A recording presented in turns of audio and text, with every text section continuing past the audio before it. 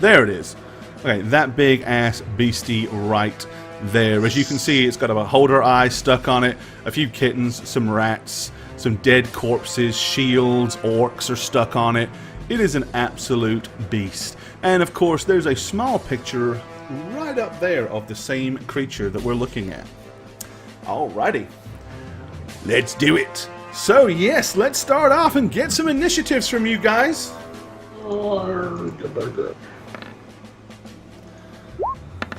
Yay, Renavan.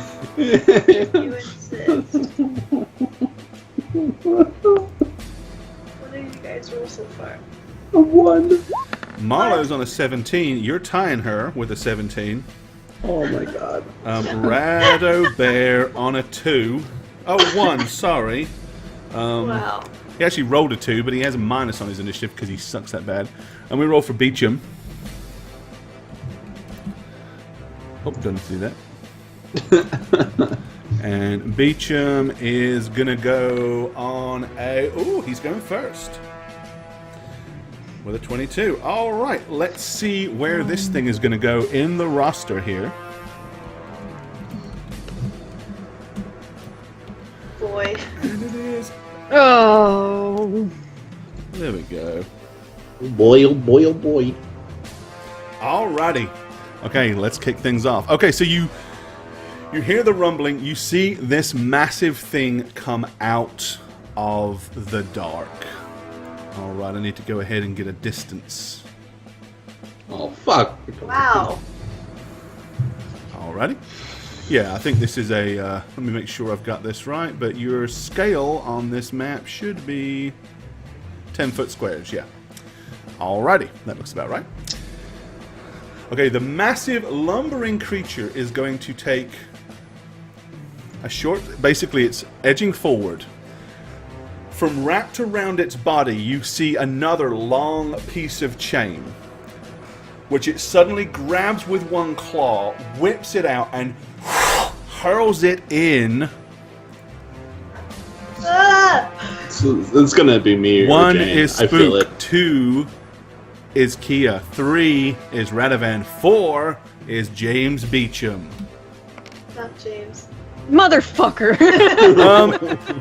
Okay, basically, you can probably, being a huge video gamer, you probably visualize this better than anything. Imagine if Scorpion from Mortal Kombat was 20 feet tall and screamed, "Get over here!" and hurled that thing. That is basically what is flying through the air towards you. It's a ginormous harpoon with a massive barb on it tied to the end of this thing's chain. Alrighty. It's normal.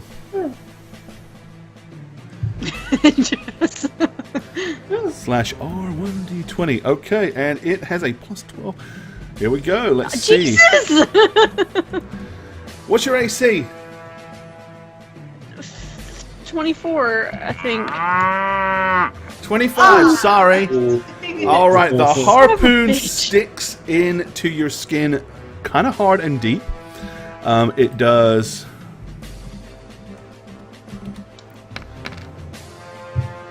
41 damage. This is kind of like what happened with them with your paladin, isn't it? It's Yeah, like almost yeah, a down little on bit. max damage. Holy hell! As a free action, it goes and Spook goes flying through the air, landing flat against this thing. We're not done yet, I'm afraid. Oh my goodness. Okay.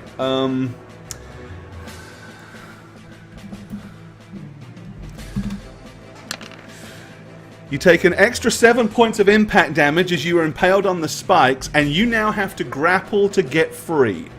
You are impaled upon this thing. You are a living piece of its armor right now. Any round that you want to punch it, you can, because you're right there. But technically, for right now, you are physically attached to this thing. You have got to make a... it's a DC 23 strength check to prise yourself off. And As it moves, its spikes are moving with it, so they're like ripping and tearing at your flesh as every round it moves. Okay. Beecham. After witnessing that, I am going, as he is an NPC, I'm going to make a dice roll. Okay, Beecham, for a moment he hesitates, and you see the absolute fear and terror on his eyes as that happens. He glances at Radovan, shrugs his shoulders with like a pulls out his rapier and charges forward, but he's moving over to behind this rock. He can't get to it in the full round, so he is kind of going here and then crouching poised, ready to attack the thing. Miss Marlowe, it is your turn to act. Okay, I am going to abundant step off. That allows you to Look at do so that. without any difficulty whatsoever. So place yourself where you wish to appear. And that was probably the absolute best thing you could have possibly have done under the circumstances. Alrighty, so you vanish from this thing's, spiked body and materialize behind Sir Radovan Rainier. Kialiana, you are next in the rotation. What would you like to do, Miss Kia? I take a deep breath, and I pick up this pebble and kind of throw it over, and it starts to form into a rock elemental. Show me where you're going to throw it. Right What's up, in Jeep? front of it. Alrighty. Right here. The pebble begins to grow and grow and grow, and in front of it now is a massive rocky golem-like elemental that is damn nigh as big as this thing. I mean, this thing is bigger, but Yes, a little more to the right, so it's not on the chain, though. okay. It's that conscientious, huh? Okay. Alrighty, Radovan. Hi guys. Oh, Seeing all that damage that happens, I am going to be casting Cure Moderate Mass. Because I Okay. actually was still full, I was not full health either, so... Okay. Alrighty. This is to Marlowe as well. So everybody is healed 23 points of holy delight. If you were damaged at all, 23 points are back. And then I'm going to use my standard action to... I'm going to say, we need to flank it, and I'm going to start running this, moving my movement action. this way. Yes, by all means, let it see me again. I guess the rock elemental's in the way. Yeah, Give me I'm the also- initiative for your rock elemental, please, Janie. sure. Unfortunately, a huge rock elemental actually has a -1, so it's -1. D20 -1. Hey, it's like me. Yay. Yeah, it's as bad as you. Come on, For a 6. Well, it still beats Radovan, so, okay. So that lets us know where it's going to go in the roster. Okay, so your elemental appears directly in front of it. It's more or less obscuring its view of anybody else, and this thing is kind of spiteful and mean and nasty. So instead, it's like, and it's going to smash into your elemental. Elemental dead. So, let's see. It's a 28 and a 20. Your elemental's AC, I believe, is 18. Yes. So it hits you twice for a combined total of 44. Huge chunks of stone and rock fly everywhere as it smashes massive, big, boulder-like parts out of your elemental. The elemental looks still surprisingly well off because I think it's got like 152 hit points, so it's still got 100. It's still got like 100. It's 110. 108. Sorry. Is it 108? Oh, it did 44. Sorry, yeah. There you go. Alrighty. That is what it's doing this turn. So, Beecham, hearing Radovan say we must flank it, he is going to use his movement to boulder further around to this side, and then he's poised and crouched down Shortly after which, he flees and runs across, using his full turn to make a dash behind this rock right here. Okay, Marlo. Right, I'm going to take out the axe that I used to cut down the tree. Okay. And I'm going to start working on the chain. Alrighty. The chain has an AC of 18, but you're physically hitting it on the ground. You won't miss it. So roll the damage. Shit, I don't know you the can make damage for the axe. You can make it's a D8. You can make a full attack against it. So you can basically hit the chain as many times as you can normally make a regular full attack. Which is 3, I believe.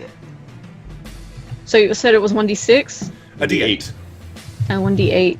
So 3d8 plus. Yeah, because it's a two-handed axe. It's like a big two-handed chopping axe, not a little hatchet type axe. All right, so you can just apply your strength bonus. So 11 points of damage. Okay, you start work on the chain. Kshing, kshing. Sparks and stuff are flying. You're definitely damaging the chain, but you have not broken through it yet. 11 points of damage. All right, Kia. All right. I am going to shoot a freezing sphere right on top of it. All right. Do some damage. Okie dokie.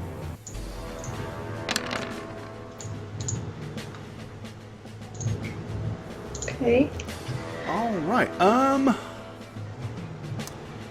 Oh yeah, you're right. I only added +2. My bad. You didn't have enough damage? It's supposed to be +6, not +2. Okay. Well, your elemental is going to take that as well. You know that, right? 10 foot, right? 10-foot radius. Let's see. You got to go from its head, or the middle. It's pretty darn close. Yeah, damn. All right. It's okay. It makes a reflex save for itself, too. Yeah, so. it gets to make a reflex save. So reflex save for half with a DC of 17. So go ahead and make your elemental reflex save. Oh, you're right, Queso. I don't know. I'll have to check. And his reflex is a +4. So yeah, you should have added your strength bonus to that. Nope, he failed. Okay, so he takes 47 points of cold damage. So let's go ahead and take that off. So 108. So he's down to ouch.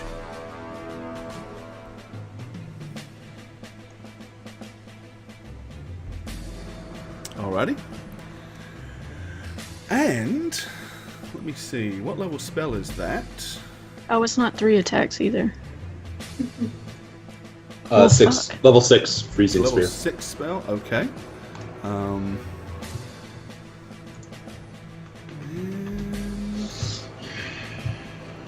SR, yes, okay. The metal creature seems to have gained some frosty parts, but it didn't seem to really be phased much by the freezing sphere. It's kind of gone all cold and like little frosty, but didn't actually seem to do a whole lot of damage to it. So I just hurt myself. All right. So unfortunately, all you really did is kind of really just do a little damage to your Ellie. But hey, you know. It is now your elemental's turn, so he can do whatever he wishes to do. All right. I'm going to try to. No, I'm just gonna go ahead and do an awesome blow, a feat. So I take -4 for my attack roll, and then if I hit, I can make it fly 10 feet in any direction and have them fall prone. So I'll try to do that. Okay. 20 minus 4, so it's 15. I'm afraid it didn't hit it. Ah, stupid rolls. All right. Sorry, not enough. Alright, the thing swings at the massive monstrosity, but it just kind of brings its arm up and like almost parries it with its huge forearm that is kind of like got metal rebarbs all kind of like railing down. It looks like some old dwarven mining cart had been torn to pieces and strapped to its forearm underneath huge big leather straps. Radovan. So I used my turn to move behind this boulder. So I didn't really see the freezing sphere not really affects the creature, right? Because I'm like running, you know. I would say that, yeah, you're running across, and the it's through water boulder too. So. is probably between you and it, because I mean this thing is pretty large. So yeah. Okay, because I mean, you might have saw the flash of the freezing sphere to know what it was, but you probably didn't really see how much effect it probably had. No. Okay, You're well, I'm going right. to do what I was going to do in honor of race. I'm going to say Avada Kedavra, and I'm going to Searing Lights. Alrighty. So depends on what it is. It's either 21 damage. Let me see. That's a level 3 spell. So. A construct or an inanimate object takes only 21, and it is considered a construct. But it does take the damage, 21 points. Okay, so So the Searing Light comes crashing down, does hit it, and it is singed and burned, but it is not by any means particularly diminished. Okay, can I do try to panic guess what the hell this thing is? Like the knowledge roll, like the planes, or I mean, because it looks demonic to me. I would say Knowledge Arcana is your best bet. Okay. Radovan, seeing as you're thinking that out. So if you want to make a Knowledge Arcana roll, you roll it, and if you roll high enough, no, not with an 18. I'm afraid not. You would not know what this is, sir. Alrighty. So you move behind, you come around the rock, and you Searing Light. Okay. It is the thing's turn. Still having to deal with the construct in front of it, it is going to attempt to smash at it 2 more times. 24 and 24. Unfortunately, yeah, the problem is with these giant earth elementals, their AC is not very high. Yeah, not great. Summon another one of these things. Hey, it's at least it's in there, right? Yes. For a round. I'm just so mad that I just destroyed it myself. For 54, God. it's still there. It has 7 hit points. 7. As it is now little It has more done than a nothing. misshapen blob with 2 little arm bits sticking out. Alrighty. Beecham, seizing his opportunity, is going to move in and attempt to stab this thing. Oh, Beecham! Volatile bastard. Ooh, Oh! look at Beecham go. Can he deal damage? Can he crit it? Can he crit it? Can he crit it? Oh my god. No, unfortunately not. Okay.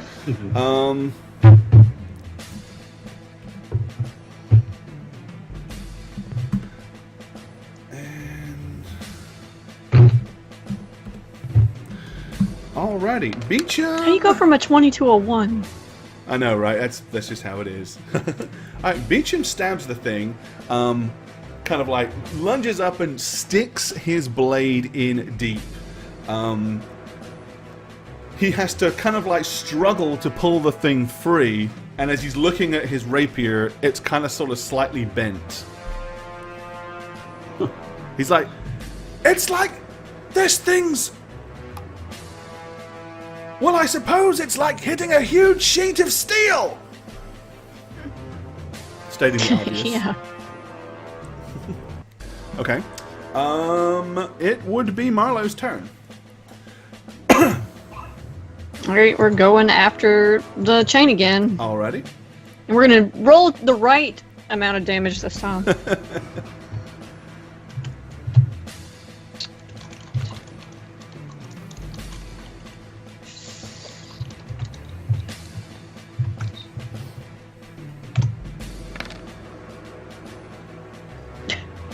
Or 13. Okay, the second attack on the... As I bring the axe down on the link on the second time, it finally does break free. So you have broken through the chain. So the chain is now physically detached from... You know, it's pretty much is cut right where you're standing. Yeah, and I'm gonna grab that up. All right. That's what you're going to do on your next turn. Kia, Alright. what you want to do? Freezing Sphere didn't do well, so I'm gonna go ahead and try a Chain Lightning on it. Alrighty. Do you have clear line of sight to hit this thing? Remember, chain lightning goes in a straight line. How about I move and get some clear line of sight? All right. There we go. Alright. Chain Lightning. Alrighty. So that would be 58 points of damage. How many 6? Divide 58 by 6 for me. I Math don't is want hard. to do that on stream.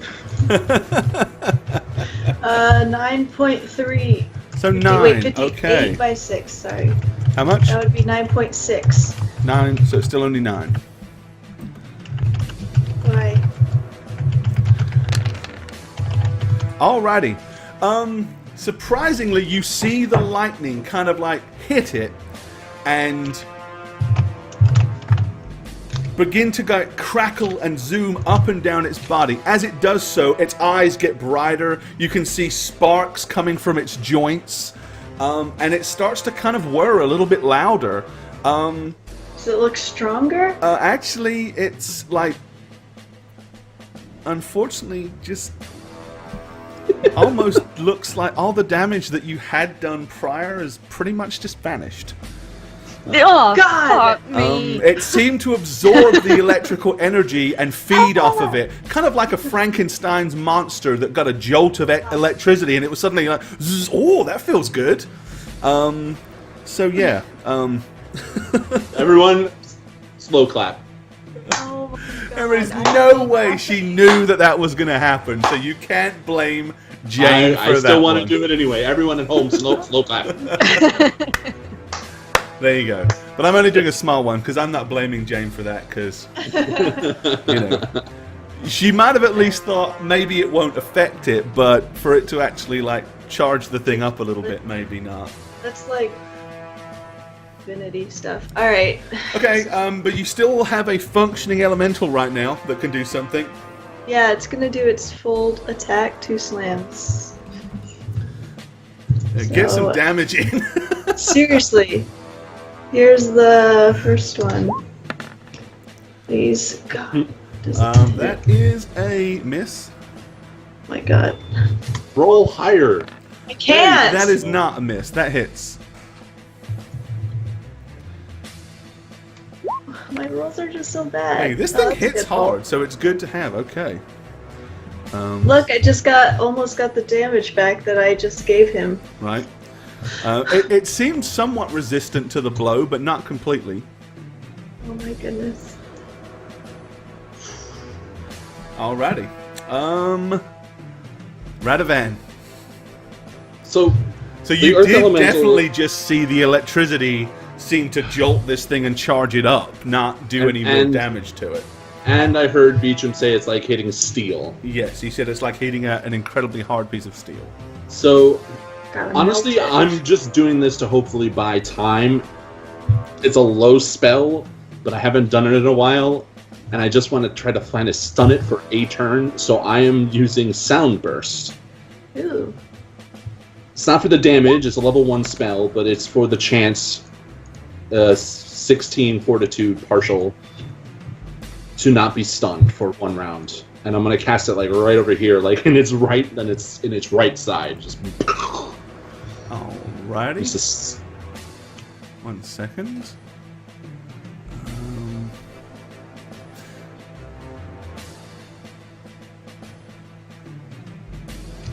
Alright, so where are you hitting it? like on it, like over here. It's like Okay. so right over its head, basically. Just a loud sonic explosion. Alrighty. It takes 2 points of sonic damage. So I just wanted to get stunned, please, just for 1 round, so the Well, rat gets another go. Actually, It's the only reason why I have that is the stun. La la la la la. It gets taller. It gets louder. No. Hold on. Oh, that's not what I want. That's totally looked at the wrong thing. Here we go. All right.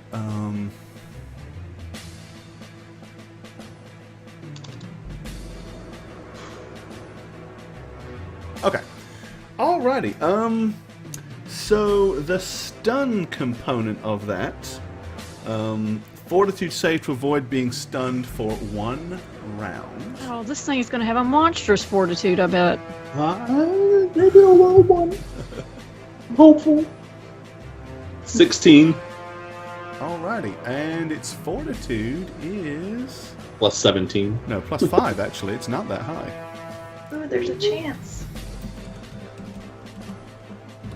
And of course, I rolled really well. However, strangely enough, while it didn't get stunned, you kind of like, as the sonic burst hits it, you literally see it kind of like go, and like almost like the whole mechanism just slowed down. Oh. What? So it actually had an effect that you really wasn't expecting. That's what I was. That was my intention all the time. Oh, what's It it? slowed Clearly. it down? Okay, Clearly, everybody, that's what I wanted. golf clap. Golf clap for Shagget. No golf clap for you, because I don't understand what that means. Okay, so Sugar basically, McGavin. it's like, as it was about to swing its arm up, it was like, and the whole thing just seems to have gone much slower. I wonder how long that'll last. What the hell am I supposed to do with that? So, with that being said, it is its turn. And it is going to do the most logical thing. It is going to attack the thingy, but it only gets to do it once. And with a minus as well. Oh, Alright, Wow. it brings its -1? massive... It has a -1, yeah, it's not a huge effect on the damage. However, it is a huge effect on the physical ability of the thing. Poor Earth Elemental, man. That's What does alright, that mean they for grow on attacks trees. of opportunity is what I want to know. Alright, 25 damage. The elemental is finally torn to shreds and destroyed. It is nothing more than a pile of rocks and rubble, restoring down to nothing but little pebbles. Shit. Beecham. He is going to stab at it again, but this time he's just going to make a full attack.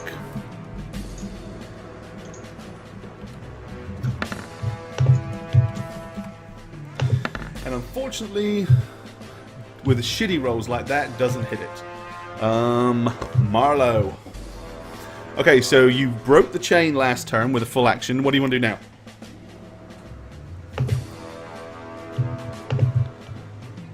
I think I might kind of smell what you're up to here. Yeah, I know what I want to do, but I don't know if I should do something before I do that, because I'm taking a big risk if I don't. Okay, make a decision. Fuck it. Okay, I'm gonna grab the chain and I'm gonna make a dash around this thing. Okay, which direction? Show me where you're running. Through here? Okay.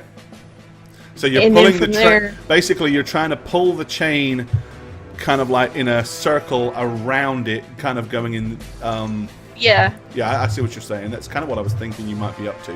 So you're gonna like go this way first and then that way. Okay, so what's your Right. movement rate? 40. Okay, this thing, the chain weighs an awful lot, so you would be considered encumbered, so it's probably going to be reduced by 10, so it'll be 30 then for you. Okay.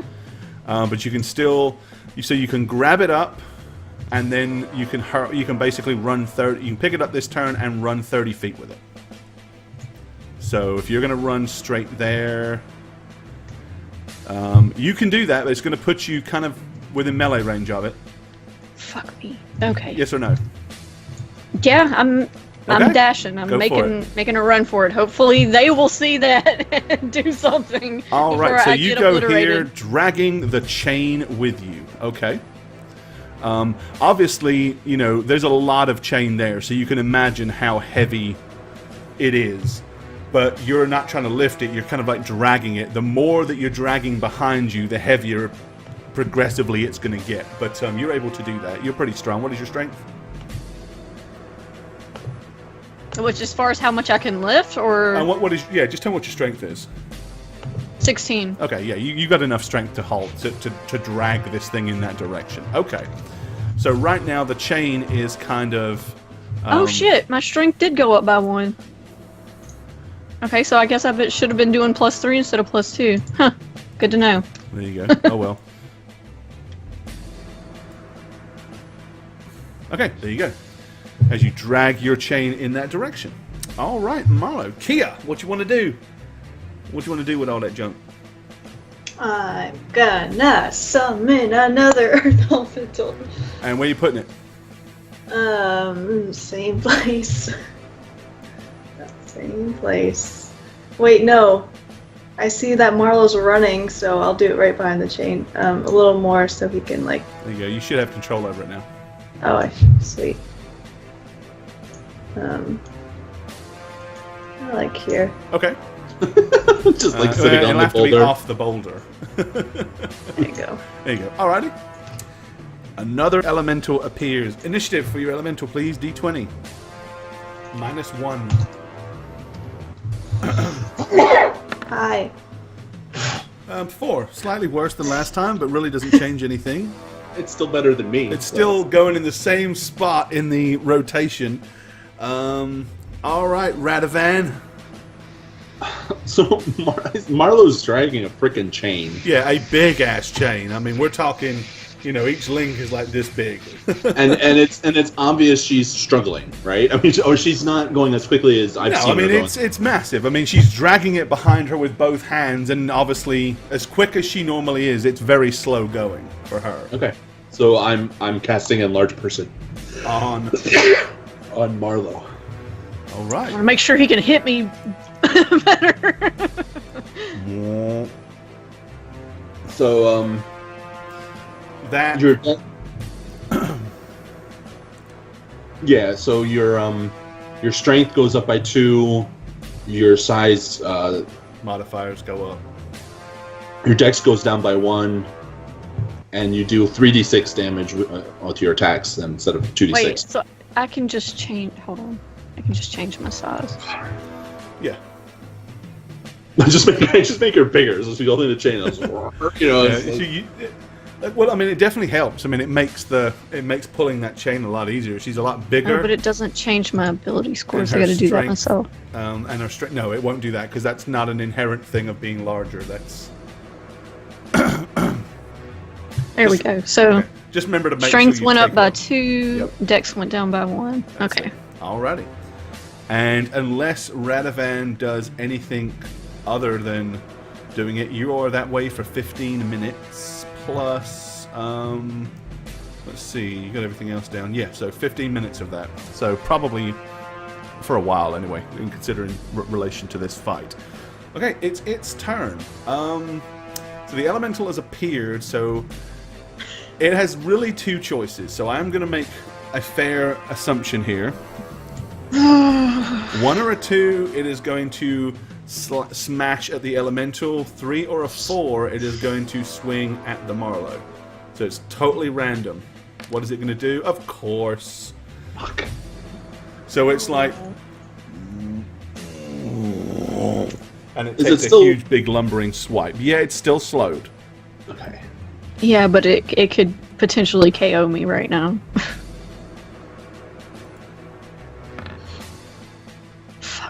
And it hits. And I think that also does that. No. Okay. All right. The massive claw-like talons rips into you for 31. Ugh. Shit. All right, but it only got to do that one thing. Didn't get to move, and it didn't get to make any additional attacks. Beecham is going to make a full attack at it again. Oh, Beecham! What's happened there? Oh, I wasn't in the box. Okay. 1d20 plus 14. 1d20 plus 8. And why are those dice not? There they are. Beecham hits it once, but he doesn't actually do any damage. He can't do any damage unless he does something other than hit it regularly. Okay, it is Marlowe's turn. MC Resub, thank you, my friend. Spam your love for that guy. Pants off and hype. Alright, we're continuing around the John All right, asshole. you can do so now with a full movement rate. So you can go. You're gonna have to kind of go up to where Beecham is. So let's see. I'm gonna call that 10 feet. Shit. Where you want to go to from there? From here? Yeah. So like from that point, like from the skeleton's Yeah, we're going all the feet. way. Yeah, we're gonna dart back. So. Okay. All right. So move yourself over there then. I guess that would put me like what, right? Like right here? Kind of, if you're just going up to there and then down to here. Okay, yep, that's about right. I'm going to try to get as far away from him as I can, but of course that's not... Well, let's measure it out. So you were here, I said you call that 10 feet. Call here 25, that's 35. And if you do a dash action, you can get to about here with a full dash. Excellent. All right. Okay. So the chain now is. Let me go ahead and do whatever with chain, and try to make it at least somewhat applicable to what you're trying to do. I mean, I won't be able to get it exact, but.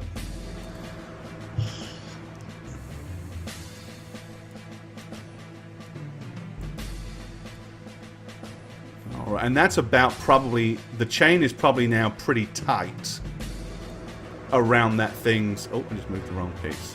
Yeah, and I'm not slowing down either. I'm pulling as forcefully as I can with it, so...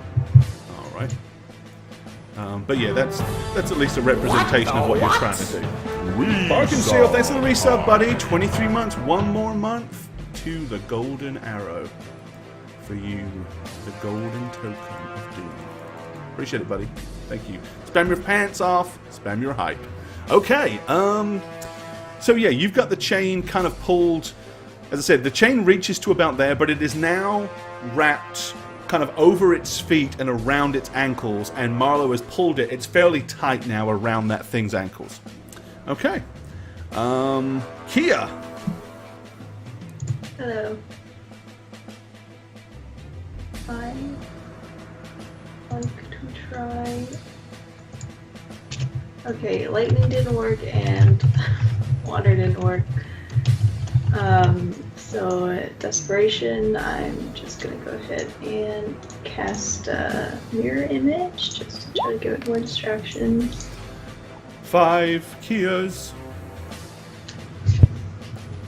Right. 5 Kias. And 5 magic Kias appear. Okay. 4. There's your Kias.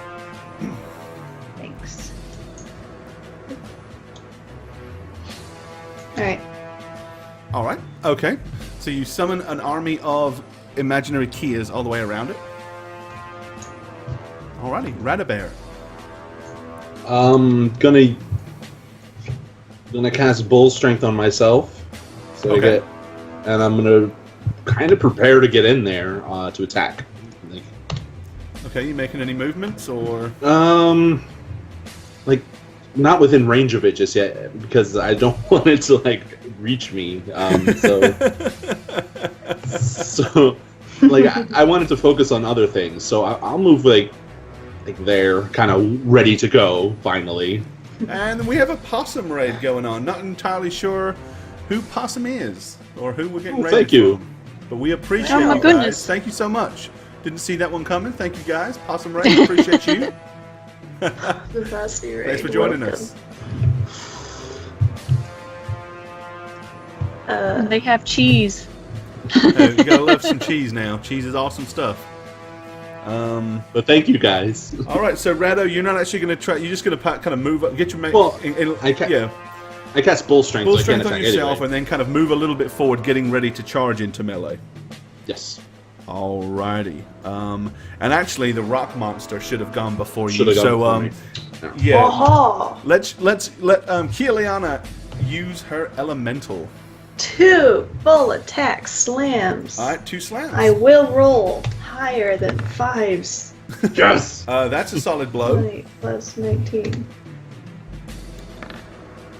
Fuck. That one's not. All right. Well, at least one of the massive, mighty fists of this thing, your elemental slams its rock-like fist into the side of the construct for 24. Bam. Alrighty. My Kias are kind of like pretending like they're about to punch the thing. Wild movements. Your teeny tiny Kias are all acting like they're about to like go down into a gang street fight with this monster. Okay. Like snapping their fingers, doing jazz All right, fingers. so that was right about. Okay, then it's this thing's turn. It seems to be moving like suddenly it's like, and it suddenly starts to speed up again. Realistically, it is going to attack the construct. The elemental, considering that is what hit it, and it is also considerably larger and more threatening to it What if I than stack teeny the tiny Kias on Kias. top of each other? Make a giant like. The Kias are going to have to do something to get its trench coat. distraction other than just hover around its feet. All right, 2 massive claws go to work, both hitting your elemental. Wait, what's his AC? 18 or 17? Yeah. Yeah, he's kind of pants. Aww. He hits hard, but he just can't take a punch. He's got a glass jaw. For 60. So from 152, is it 152 for now? Yeah, Huge I'm elemental. at Okay. 92 now. All right, down to 92. But you know what? He's a contender, Charlie. He's still in there. All right. Beecham is realizing now that his normal mode is not attacking. However, he is going to kind of realizing what's going on. So what Beecham is going to do is he is going to make a climb check. What? Are you serious, Beecham? Which he Ooh. succeeds. Okay. I love Beecham. Beecham basically using the spikes on this thing and all the pieces of rope that are tying everything. You see Beecham start to climb up there with the rapier in his mouth.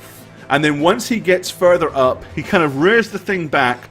And as he lets go to fall back down to the ground, he like just tries to smash this thing in with both hands. Holy what a pro. Let's see. And 28 is a hit. Yay! Oh, +4. Add 4 to that. Wow. And Beecham Wow, hits it look at for those 6s. 31. So that's actually... Okay. So yeah, he's, if you probably figured it out, he is backstabbing this thing. Yeah. But he's realizing he's not doing a lot of good just hacking at it from down below. So he's trying to get up there to get whatever it is.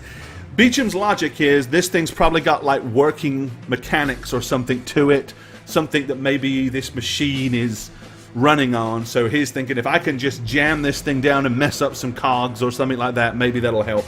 So that's what he's trying to do. We are looking at Miss Marlowe. Okay. You have a huge, tight chain. What do you want to do with it? I was trying to tug it as hard as I could, hoping it would knock this thing over. Well, it's wrapped around its legs, and all it's really... I mean, all you're kind of doing now is if you're just pulling the chain, it's just tightening around its feet. Okay, that's not what I thought it was going to do to it at all. Well, 'Cause if fuck. you- I'm just going 'cause to if you wholeness think of about body what then. you've done, you've kind of it's coming in the same direction as where it's coming from. So you've wound it once around it, gone away, and started to pull. But the chain is completely tight from where it's attached to at the other end, around its feet, and all the way to you. So the chain isn't pulling, but the chain is pulling tighter around its feet.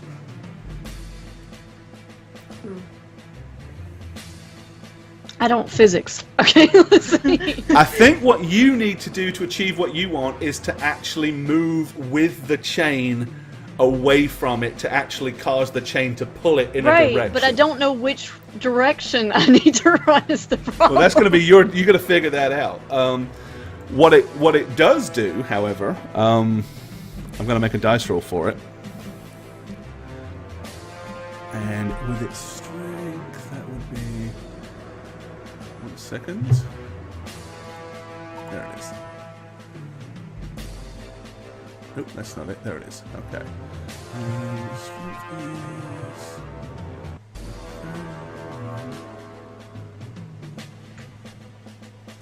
And that would become under a reflex. Okay. Plus 5. Okay. So what has happened is the thing's legs have kind of like been pulled closer together, so it can't physically go anywhere right now. You've got it. It can't move. It can swing, but its feet can't go anywhere. So it can't actually move anywhere from that spot, at least not at the moment.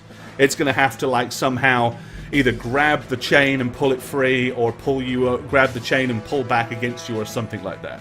But it can't move anywhere. Okay, I'm gonna take a second and just use wholeness of body while I try to figure out which the hell way I gotta move. Which will heal you for 28.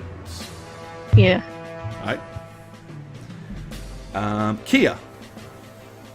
Hey. Hey, you guys. Which one do? Just for me and Marlo, I'm gonna cast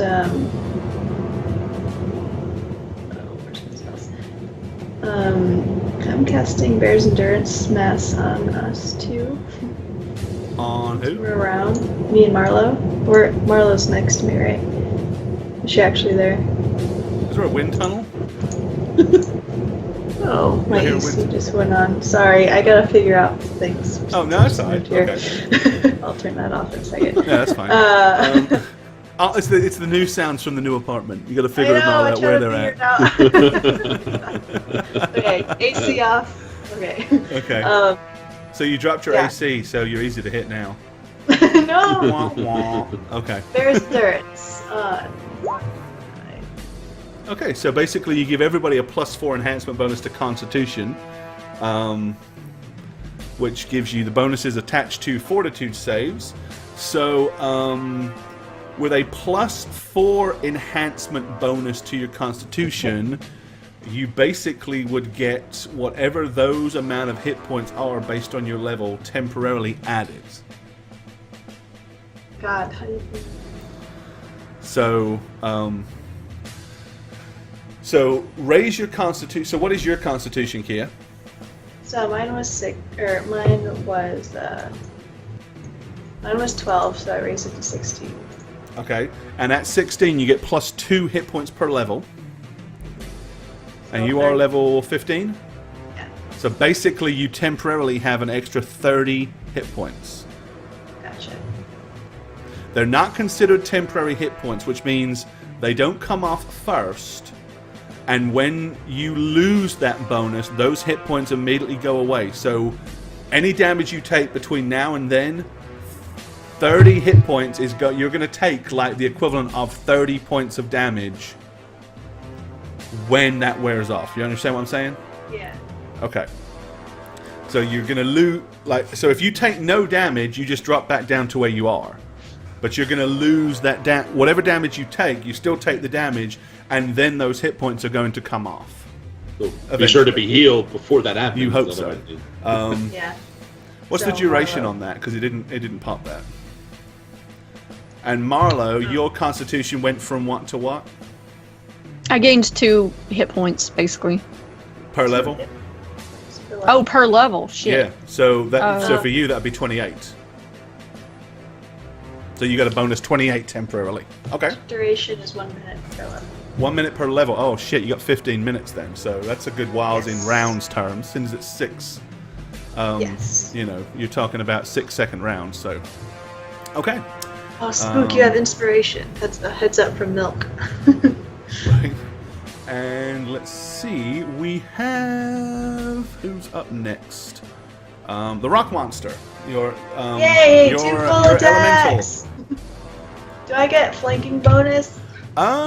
Yes, but well, no. Okay. Oh no, actually yes. Beecham is considered in melee. I was going to say Radovan isn't, but Beecham is there, so yes. That's a hit. And so is that. Yay! I finally got 2 full hits off of it. Right. Okay, 4 defense, 18. Well, the only problem with that, though, Jane, Huh. it's actually 2d10 plus... oh, hang on, I'm looking at the wrong one. Where are you? Huge elemental.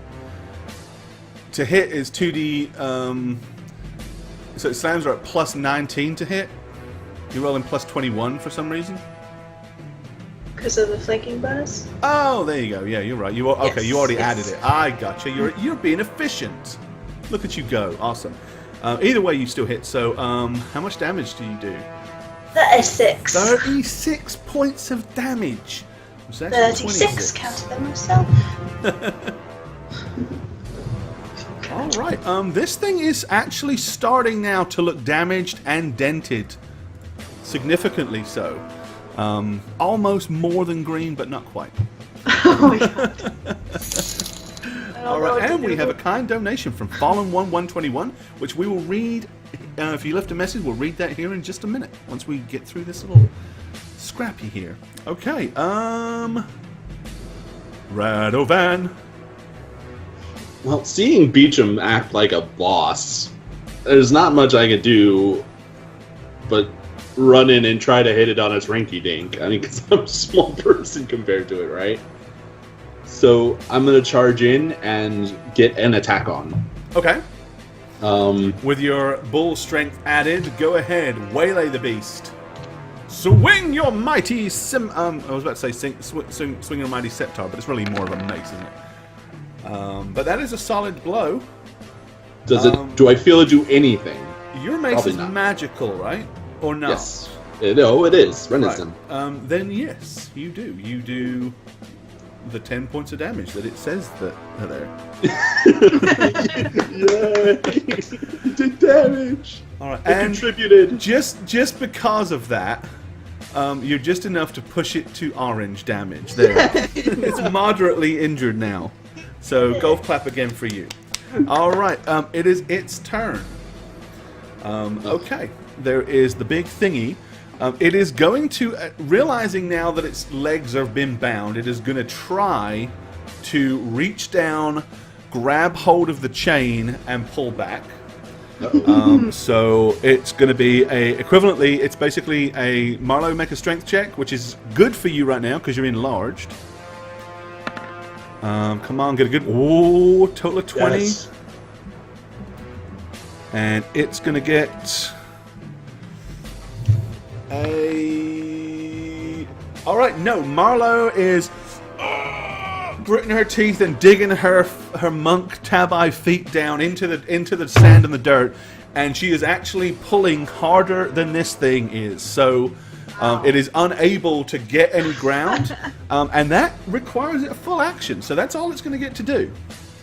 So that actually worked out really well for you guys. Could have also gone really bad, but for once it didn't. Beecham. Okay, Jump.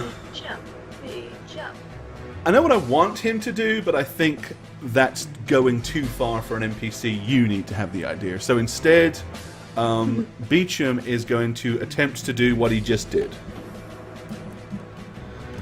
Climb check. Succeeds. Attempts to stab it. And fails. Okay, so that's all he gets. Alright. Like it shucked him off or something. Marlowe. Well, it's kind of easy to climb up because it's got all these great handholds and things to grip hold of. And Right. So I'm gonna grip the chain and take off running back towards where the chain comes from. okay, so you're going to pull it in that direction. Okie dokie. All right. Oh, Give fuck. me a strength check, Marlo. So now we're doing the same thing, but success for you equals this thing falling over. Of course, we know which way it will fall over, Marlo. Well, when you yank its legs out from under it, it's going that way, right? Tally-ho! Well, she's pulling it with the chain, so it's going to go towards me. That's what I'm saying, because the legs I are know. being pulled. If it's this way and you pull at the bottom, it goes that way, yeah. That's all right. You can have a reflex save not to be trampled. Yeah. -1 dex. Come on, All right. guys. It's strength bonus, so let's just see. Bye. And it succeeds! All right, so Marlo, you yank the chain, the thing loses its footing and begins to timber! Both you and Beecham, who are right there in melee, need to make a reflex save. DC is going to be 1,000,000. 16. Fuck. You can do it. Look at him, look, when it really mattered. Natural 20! I did it. Alrighty. I owe you a natural 20. Look at that. Wow. That was almost worth it happening. As funny as it would have been if this thing would have landed on you, because the Oh my damage God. would have been horrific. With all those spikes. And its weights. Oh my but god. fortunately, you know what? It didn't. Luck was on your side this time. And you are... And then it falls on Beecham and he dies. you killed Beecham. All right, so those of you, the majority of you actually, that picked Radovan, guess what? I would like to thank my You guys won Like to thank gold. Yay! Awesome. All right, Beecham. Oh, please roll well, Beecham. Beecham actually has a pretty decent reflex save, so... and he is going to succeed as well. Yay! All right, so basically, Radovan leaps back, Beecham leaps back. Just because it has to happen, that key is getting crushed because it won't get to leap back. All right, the thing goes crashing down to the ground. It is now considered prone. Good work, Marlo. Heyo. Get over here, you big Get bitch. over here. Yeah, after It's its like first attack on you, it perfect. was like, Yeah. screw you. That really hurt. All right, Kia. Seeing the Yeah. colossal boot come crashing to the ground, there's like a small cloud of dust appears all the way up around it, kind of like slightly obscuring it, but not enough to cause any diminishment of abilities or anything like that to hit it. Alright. You see, from all 5 Kias, giant big blue balls of light come streaking from them. Okay, they're going Yeah. to fake a magic missile or something? Well, they do. I'm gonna do a real one. There you go. All right. I can just imagine the Okay, fake Beecham. kids just kind of going like, SR. There you go. You're going to hate me, Jane. No. Because Magic Missile has a spell resistance and it's below level 3 spell. Okay. You just took 17 points of damage as the Magic Missile is reflected back and slammed into you. And there is no save, I'm afraid. So you basically hit it and the Magic Missiles bounce off of the thing. In fact, it's like all the little Kias, they go blam! And they all go poof! And they all basically get hit by their own magic missiles as the real And they all Kias like, disappear. ah! All the little Kias in front are like, ah! At the same time. No damage for me. It's like all the Kias, man, all the Kias in the room are all getting blasted by their own magic I'm missiles. gonna slam back against the wall. Ugh. Damn it. Yeah, unfortunately, that kind of hurts a little bit. Yeah. However, it is now time for your elemental to do its job. Mama Eater, thanks for the resub. 25 months, buddy. go ahead and give that guy some love by showing him your pants off and your height. Mama, thank you. A hit. 1. And a hit. Yes. Suck it up, Buttercup. For 51, which counts as 41, so that's... Alright. As this thing begins to tear into the colossal monstrosity that is on the ground, with its inability to really move and defend itself, huge big chunks of its armor are being ripped through, massive beats of metal plating are being torn from the thing by the ginormous elemental as it's just ground and pounding its way into this thing and pulverizing it into the ground. Radovan.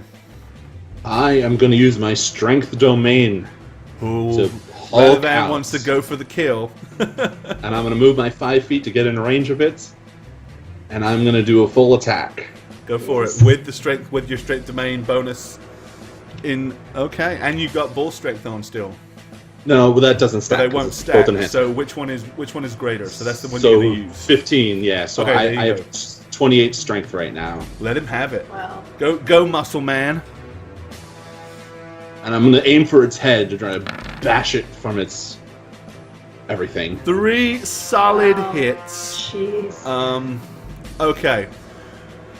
So yeah, the head is kind of probably where you are anyway. So Radovan's and you can see the side of its head. The first blow, it's like and dents it in. Then the second one is like and dents it in further, and its jaw is now kind of pushed out to the side. And then the final blow, the two sides of the metal on the thing's head finally touch, and its head is really little more than a panned out metal plate. As all movement and momentum from this thing comes to a grinding halt.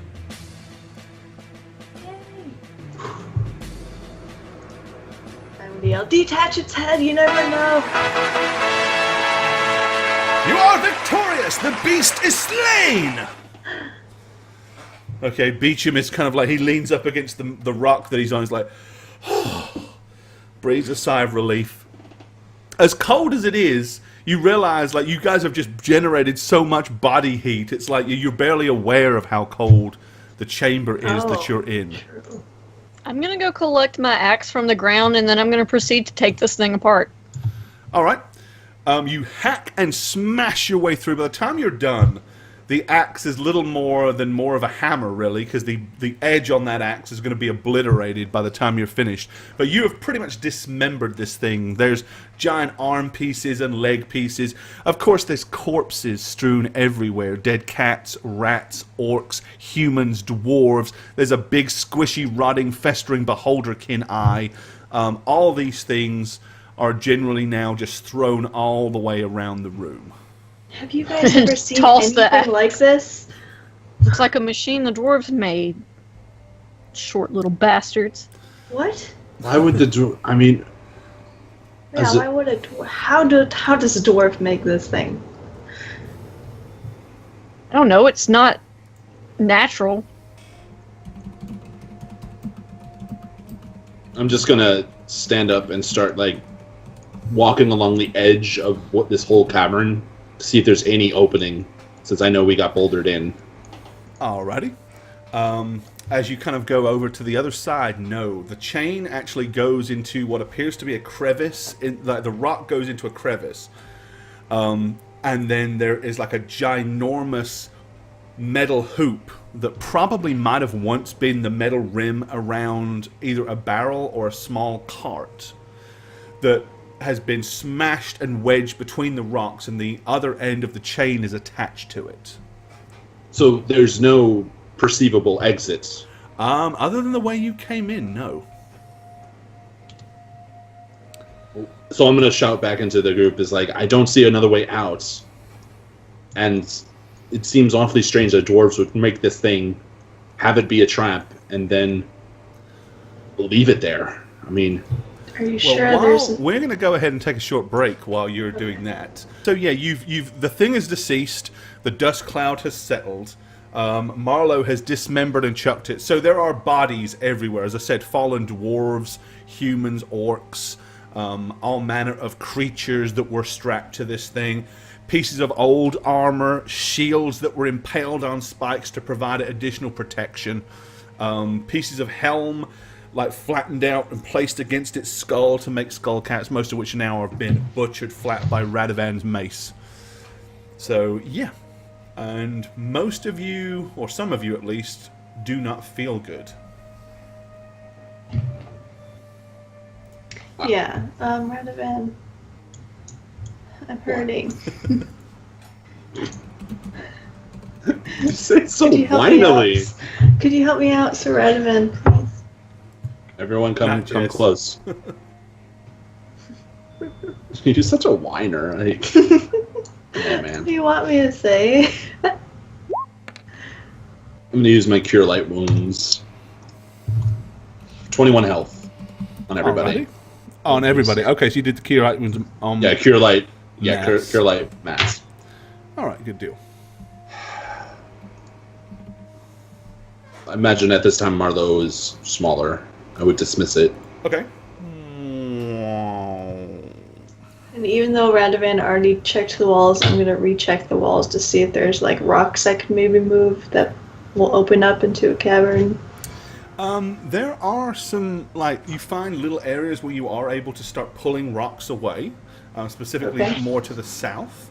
You're also finding piles of skulls and stuff, like right here, and various other unpleasant things. I'm assuming your elemental will be gone by the time you've achieved all of this. Mm-hmm. Okay.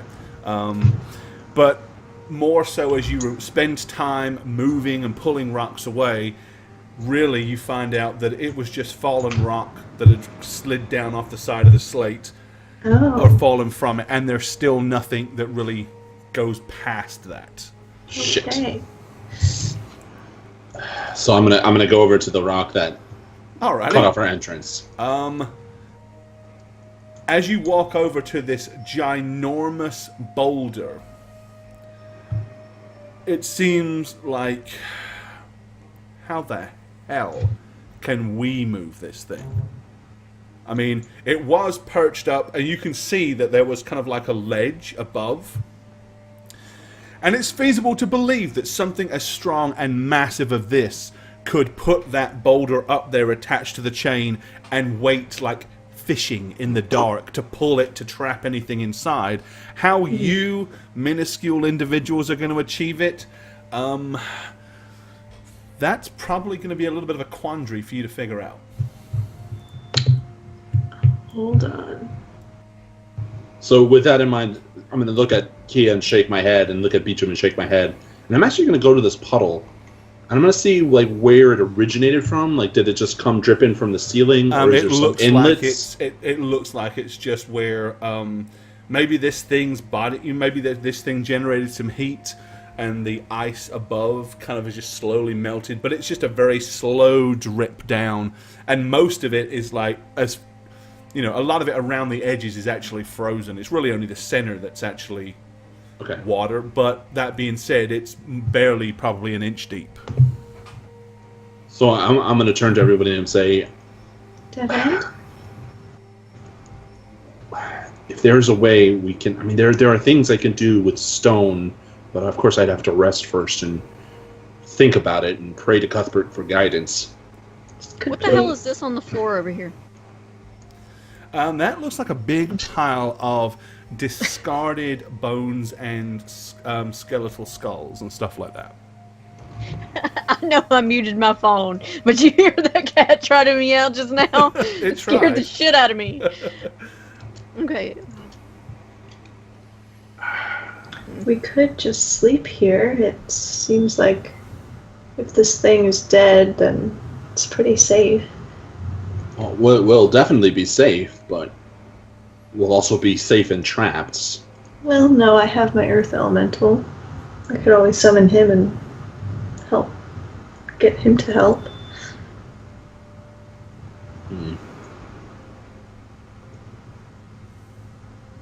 Well,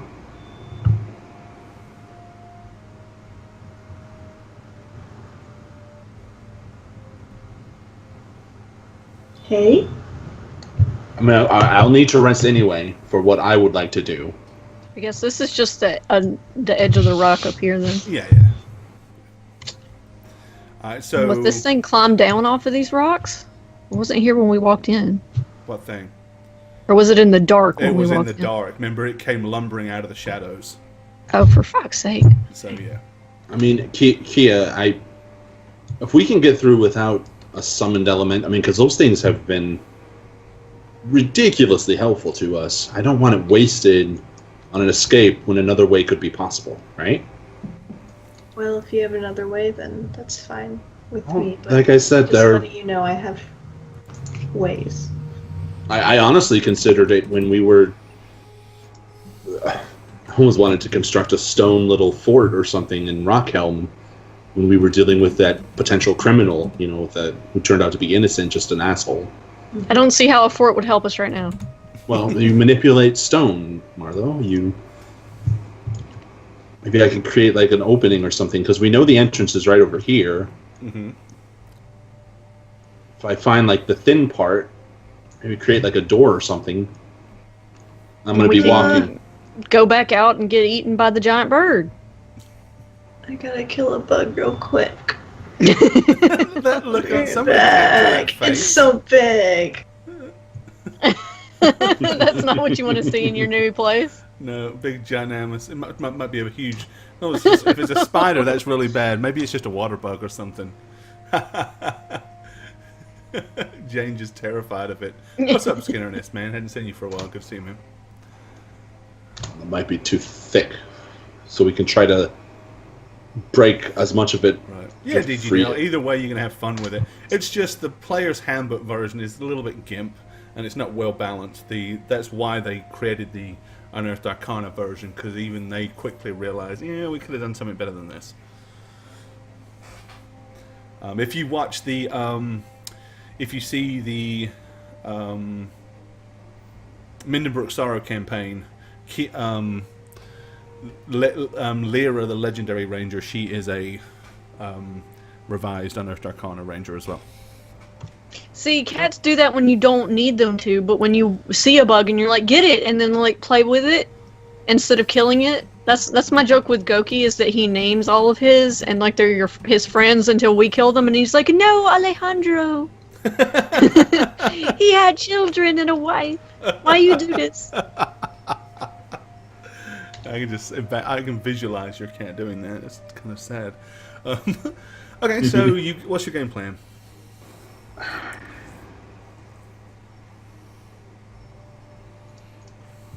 Let's rest up here. To rest, basically. Okay. Not a problem. So you're going to spend a full night here?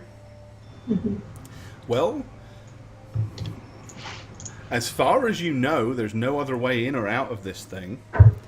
So do you feel comfortable and just rest, or do you want to set up watches, or what's the deal? How paranoid are you? I'm not that. I'm pretty comfortable at this point. I mean, it's cold, but I'm just going to go to sleep. All right. Okay. Well, Beecham will do the same then, finding himself a little nook to cozy up in. I'll probably stay up for like 4 hours and then go to bed. All right. Okay. And Marlo, what about our monk?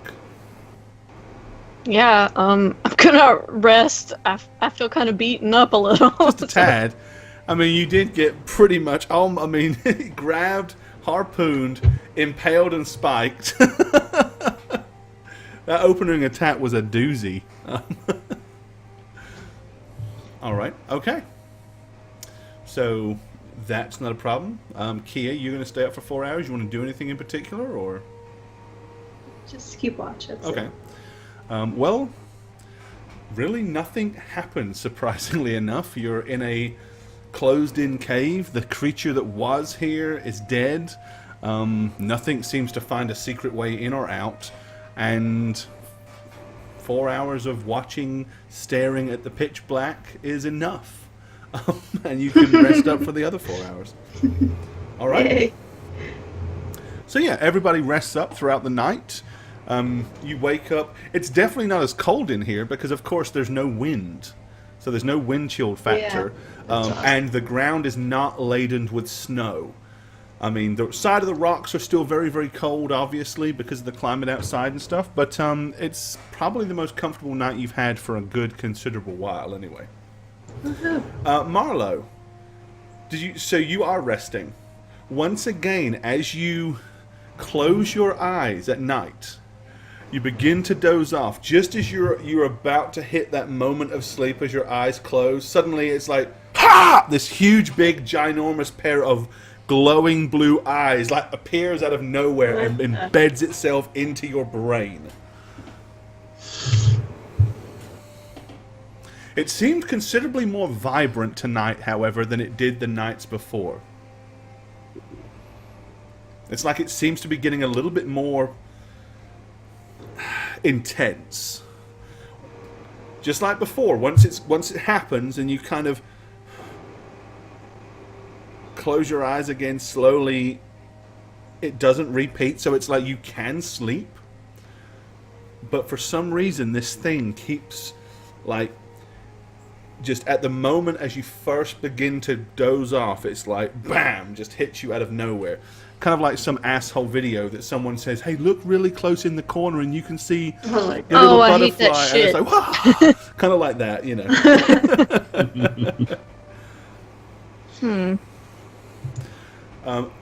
Give me a, let's see, make a wisdom check.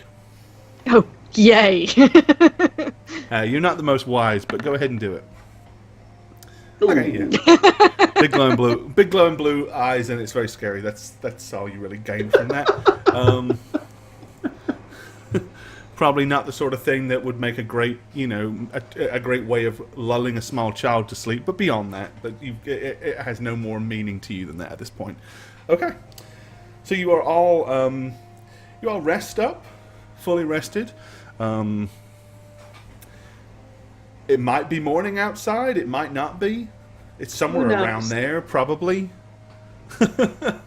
So I'm gonna create food and water and just pass it with a kind of little shrug, saying, "Look, it's sustenance. You'll survive." Okay. You won't like it, but it's keeping us going. Beecham Our ways reaches out. around in the bottom of his rucksack, and pulls out what looks like an apple that seems to be slightly on the turn. Taking his dagger, he carves off the rotten part of it, cascades it to the floor, and then just begins to munch the better parts of it as well. He says, well, that's the last of the not-so-fresh fruit. You should try this sometime, Beecham. It's great. Oh, he eats that too. It's just he actually seems to, like the idea of eating something that doesn't taste like cardboard. So after I pray, I'm gonna walk over to here and really not be tapping on the stone because that's a little pointless in my opinion. Just to try to get a sense of the thinnest part and from the entrance we had. I mean, it looks like it does. I mean, obviously there's a deeper crevice here. So logic would tell you that at the back of that is probably closer to the entrance than anywhere else, as that's the furthest in that direction you can go. Right, but could we go in there? I mean, could we fit in there? You can reach your arm in probably all the way up to your shoulder. It's probably about that wide, and it narrows down. But I mean, it's not big enough to crawl into. Okay, so and this stone is of the stone variety, I assume.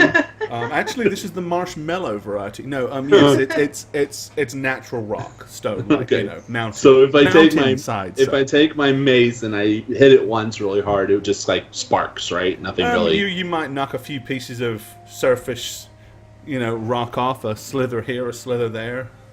And my weapon being magical doesn't take any damage from this, No, you can pummel at it, but I mean, feasibly, it would take you an incredibly long time. We're not talking a matter of days, probably matters of weeks or possibly longer for you to bash your way through the side of the rock with a mace. Makes utter sense to me. I get it. So I actually am going to cast Stone Shape. Okay. Ooh. and it allows me up to 150 cubic feet Right. of manipulation. And I'm going to try to make a door or like some kind of passage, like move the stone, shape it into like a crawl space. So how big around do you want to make the crawl space? Like how Literally wide and crawling. how tall? I want it to crawl. I don't want it to walk like upright. Okay, so you're just talking get on like a doggy, kind of like a little bigger than a dog. well, you got. I mean, maybe the diameter hope of it's a a little barrel or bigger. something like that. Right. Yeah. Okay. All right. And I'm gonna focus and try to make. If that's how much you're doing, 150. Yeah, you can. You do indeed make a tunnel that will actually take you through to the other side. Take you through to the others. I don't know if I've got a quick throw-up tunnel, but I might have. Which is a song by the Doors. What throw-up tunnel? No, Break on through on the other side. Yeah. I don't know if I've got one that I can use real quick. It really doesn't make much difference because it's there anyway. So.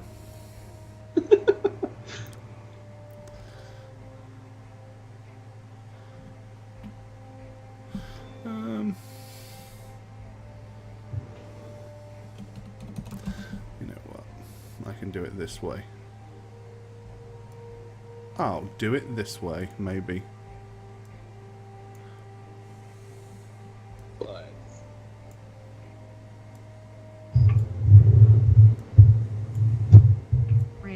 Just reminds Have a me tunnel. of There you Rand go. Cole. Hey. And then I'm gonna say that bird thing is probably still out there, or maybe it flew off because we scared it off. So brace yourself. No. Are we all ready? Anyone need any? Last time, so try that again if it comes back. I did prepare that, and again, anyone need any boosts or anything? I mean, I'm a little hurt, but I can deal. No, you can't I deal. wouldn't mind a piggyback ride, but like hell, man. It's... So I'm just gonna cast Oh, I'm actually gonna cast Cure Light in replace of that. So Marlowe, another 11 health. Hey, that's exactly what I needed. All right, there you go. 11 points. Cast Magic Vestment on myself, Okay. and take a deep breath and crawl to the other side. All right, you scramble through the tunnel and emerge on the outside, close to the cave entrance itself. I'm gonna go to the cave entrance and Almost immediately, as soon as you do so, you're hit with the reminder of just how damn cold it is out there and how nasty that wind is in comparison to how it has been inside the cave. Are we gonna? Do I hear any bird screeching? Not yet. Bird. Let's hurry, guys. Wrap We myself went up. the wrong way. Do you really want to backtrack and go the opposite direction, or do we? We'll just up this way. That led Well, to then- a cave. All Yeah, right. but there might be another way, or we have to climb something. I don't know. See. I'm gonna peek my head outside. Okay. This was a gully, of course. All right, so you're gonna look outside. Let me go to the outside view from here, which was this one.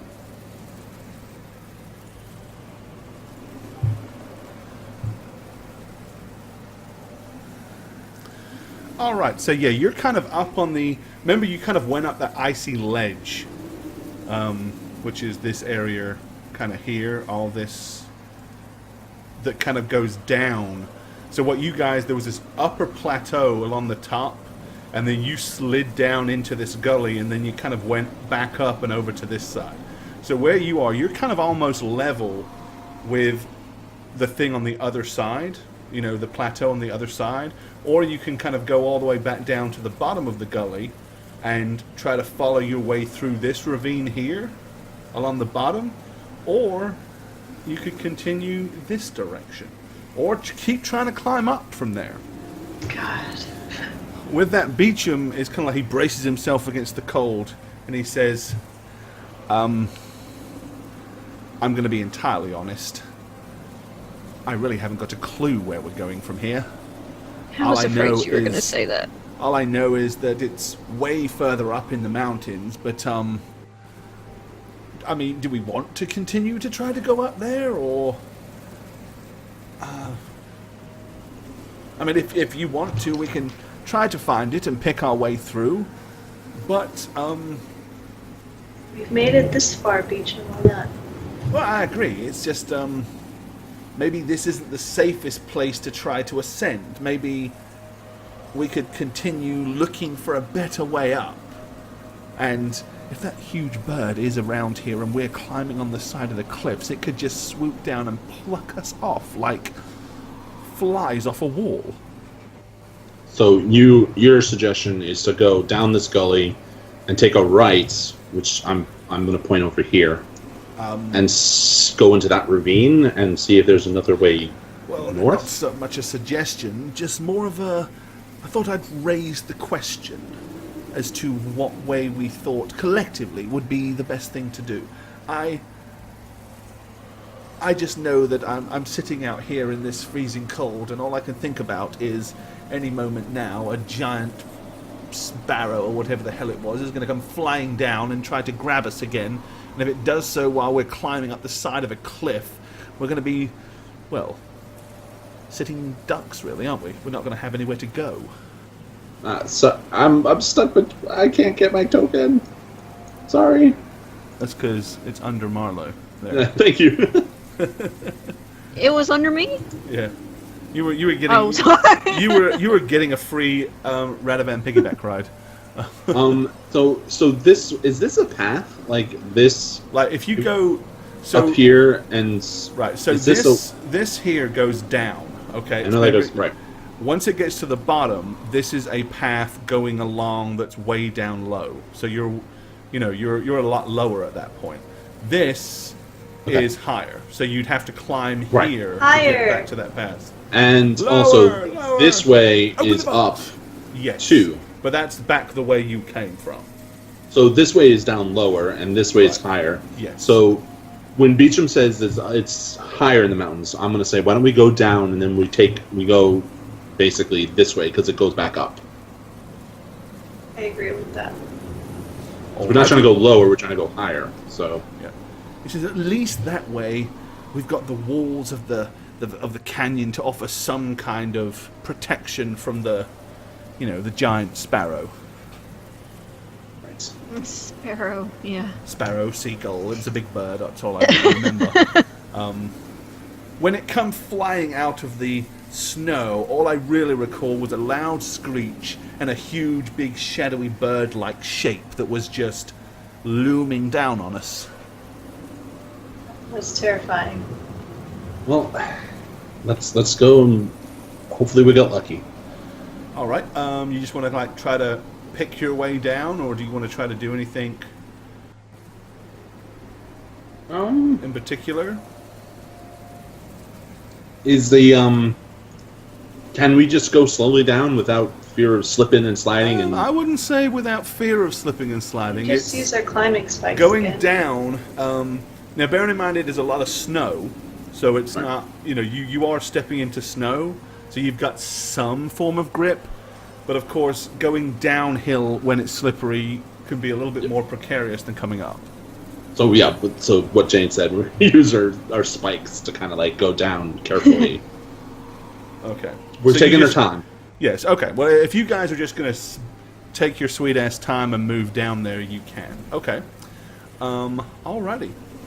Any particular... Okay, so you guys... Radovan goes, whee! Down to the bottom on his shield. I basically get on my shield and just sled down and fly off the mountain and die. Yeah. Going for a salsa sled land speed record. Clark W. Radovan. Alright. You get down to the bottom here. Alrighty. Kia, you doing the same, or are you staying up there all by yourself? Yeah. Once you're down there, now you are not being pressured and accosted to flee from the area. Everybody go ahead and give me a spot check and tell me if you get 20 or higher. Well, you have to tell me. I'll see because dice and everything. But So we're gonna see. I did. Kia hits the 20 point. Yay! And yay. Right. Okay. Fuck. Just as you begin to make your way up the other side, Kia notices right down here, which would kind of be at the base of that cliff, what appears to be several other pieces of corpse, animals, bones, and stuff like that. Most of which are really little more than carcasses at this point. I'm going to take a closer look at that. All right, I mean, you can ease your way down into this little gully here and follow the... if you wish. Hey guys, come look at So- this. I'm gonna turn and say, "Kid, what? Wait!" Look. I'm gonna just. More corpses. Yeah, Yes, it'll be this- like over here. Kia, this mountain is death. What do you?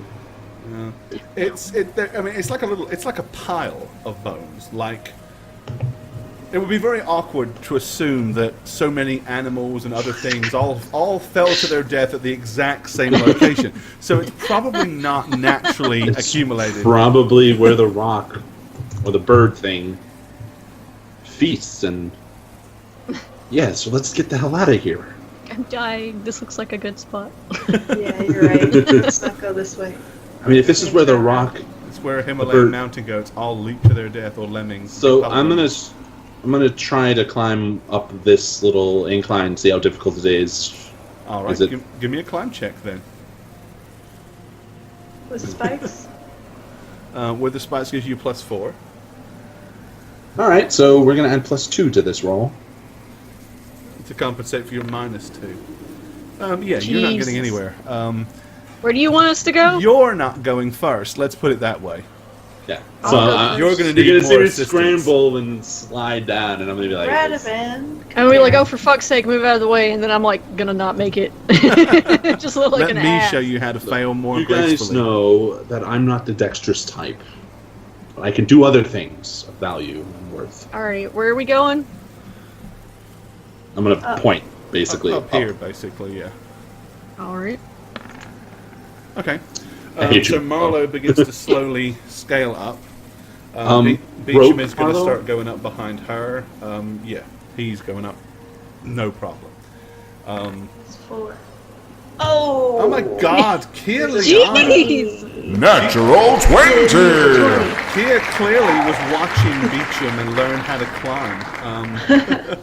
You know what I love about this situation? I feel like the loser kid at elementary school who gets left behind. Oh, I'm I'm gonna just turn like- around I'm down and there give like- you my hand and guide you No, up. you both are winning, are like side by side with the 20s, though, so you're okay. Yeah, Yeah. you're still. No one's ahead. If I get a 20, can I help guide him up? Or You can He's good. assist. Your assist Yes. would give him +4 points, but He's that's gonna still be not going to help him. Kia the Sherpa. It's kind of like you walking up trying to give a guy in armor a bunk up. You know, it's like. But of course, once Marlowe and Beecham are up to the top with the rope, they can lower the rope down, which would make it a lot easier. I'll still fail, but No, Well, you really we're gonna can't. let him try a couple times before we offer that because we like watching him struggle, and then we're gonna be like, oh yeah, let's see, we can help you. Right. Yeah, I mean, this Gotta isn't fall like trying before to you can climb up. fly. This isn't like trying to scale a 200-foot cliff wall and then another 50-foot of wall where you might have to discard, I don't know, like a magical spear as a climbing spike or something because these things are that bad. we don't talk about that part. Okay, so after I get assistance from the rope and Yeah, with the rope and everything, it may take a while, but you guys can get him up there. There's enough quality climbers to help the gimp up. The game. Yay! Don't climb up my mountain, Private Radovan. If St. Cuthbert would have wanted you up there, he'd have miracled your ass up there, wouldn't he, Radovan? Honestly, when you say the gimp, I just think of Zed with the Right, gimp with the red that's- ball, that's what I automatically strumming his think of, too. fingers on the leather. There you go. All right, and then you can kind of proceed down this mountainous ravine towards presumably, hopefully finding a path that will lead you higher up. Yeah. Okay. As you are kind of heading down there, you are aware of a large shape somewhere behind you. Goes fluttering down out of nowhere and lands on the perch, on the edge of the cliff. Up here. against the wall. But it doesn't seem to be preoccupied right now for you, or with Good. you. It flies down into the ravine, landing on the rock below, and just starts like picking through the bones and stuff like that. Okay. And you wanted to like wait there with it. And then it here. kind of looks up at the cave entrance and starts starts like calling out to whatever may or may not Oh, no. be in the cave. Oh, So they were symbiotic relationship? I guess so. Yikes. Don't science at me. Yeah, don't science me, that's too much science. Okay. Interesting. It I like would it. appear something along those lines. They seems to have. It wouldn't be a terrible assumption that maybe there was some sort of, Good. Now the bird's gonna die too. But it will die a slow, painful, starving death. I knew that if I had known they were together, I would have like taken its head and like put it on. on there. But yeah, but as you're saying that, Beecham is like, I suppose that would make sense. It did seem rather convenient that the bird sort of ushered us into that cave mouth, didn't it? Yeah, I dove right in there. Right. Well, you can continue going along the ravine. It's slow going through the snow and the ice, but it is steady going. You are able to continue to move forward. Much of the ravine is shielding you from the majority of the wind. So again, while it is minus degrees with all your furs on, blowing into your hands and stuff like that, it is bearable. It is also going steadily up and begins to start to wind and curve through the sides of the mountains. You travel for pretty much the entire day, however, before you see any sign of getting out of this ravine, and it begins to become dark. That being said, it hasn't really been particularly treacherous travel, so with some form of light source, you could possibly continue on further if you feel up to it. But with the chill against your bones and the length of time that you've been trudging through this difficult snow up to your knees, you're all probably pretty physically exhausted by now. I don't want to push it. Yeah. I don't know about you guys, but Is there anywhere in this ravine that would buffet us the most or seem ideal for resting and bunkering down? Where it kind of like curves, when you find some of the curves, you can kind of find one side seems to be laden with a lot more snow than the other. Obviously, as the wind blew over the side of the mountain, it kind of like formed a bank on one side, but much less so on the other. Beecham, obviously, he's going to do whatever you tell him. So when we come to one of those bends, I'm going to say, well, this is as good a place as any.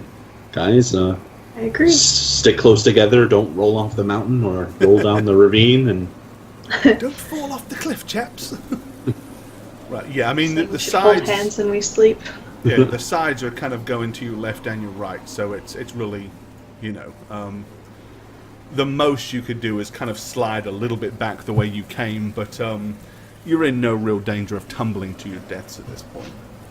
alright, so I think we're just going to hunker down and try to rest. And All right. I'm gonna meditate before I go to sleep because know that I'm gonna see that damn whatever that is again, probably.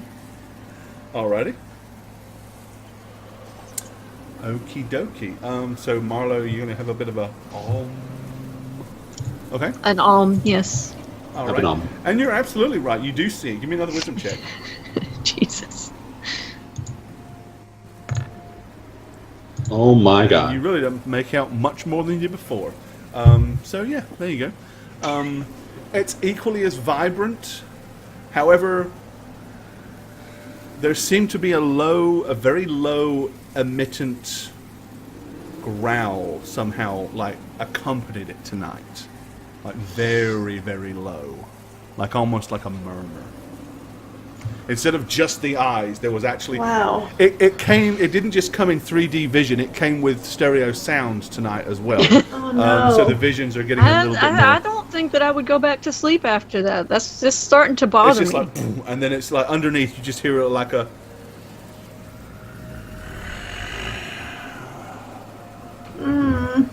that, like, do seems we to notice echo- that she's... No, you hear nothing. It's No, like do when we your notice- eyes open, the sound is still in your ears for about 2 seconds before that fades. But no, there's no noise that you guys can hear. This is all purely in Marlowe's head. Or I'm is just it? wondering, do we notice that she's restless or startled? I mean, we're kind of close together. I'm but I not think- really gonna voice it. I'm just gonna sit there in silence. Yeah, I mean, you'll probably notice that after a while, when everybody else is hunkered down tonight, she doesn't seem to be doing so. Of course, you're way further on, but I'm just going to put you guys here for now. I'm not going to say anything. I'm just going to note it and go to sleep. All right, y'all do your best to get a night's sleep. It is not a great night's sleep because it is bloody cold, and you have no fire and you have no real form of warmth. It's the most you can do to... Oh, and we had a kind donation just come in right now. Hey, thank you. We appreciate that. And let's see. And we will read that and thank you here properly in a second, Mr. Blood Spatters. Yeah. Very kind of you, dude. Actually, I'll go ahead and read it now because I just pulled it up, so I may as well, right? Really enjoy your dynamics. You all are so fun to watch and enjoy making life so bright and happy. That includes Aww. chat. You've been making me lose sleep binge watching your past episodes. Love it. Little sharks, listen to me. Little sharks, listen to me. You're just little baby sharks. Appreciate it, dude. Oh, that was really nice. But I'm scared of sharks. No, but thank you. And there you go. And I'm just scared of sharks, so I went don't ahead and like your message. stole that top donor spot. There you go. Go for it. Thank you so much. Appreciate Thank it, you, dude. man. Thank you. Very kind of you. Thanks for the kind words as well. Much appreciated. As always, you don't have to, but it's very much Let's appreciated scatter. when you guys do donate because it, helps to fuel us. You wow. are full now. So you guys all fully rest up as much as you can. You wake up the following morning, and the wind is actually a little less bitter today. The sun is more directly overhead, so there is actually a little bit of, summer sun shining down. It's not really summer sun, of course; it's winter sun, but it at least takes a little bit of the bite of the cold weather off. So we're going to go ahead and bump your wind effect down a bit for you to make that applicable. Alrighty. So you're going to continue on following through. After about another half a day of trudging, you seem to be coming to the top of the ravine where the sides are getting lower and lower and lower, and eventually you come out on the edge of a mountain. There is still, thousands of feet of mountain above you to the right. You seem to be kind of like on the edge, so that the mountains are on your right. There's probably about a 10-foot wide plateau that you guys are standing on right now, and then to the left it goes down pretty rapidly.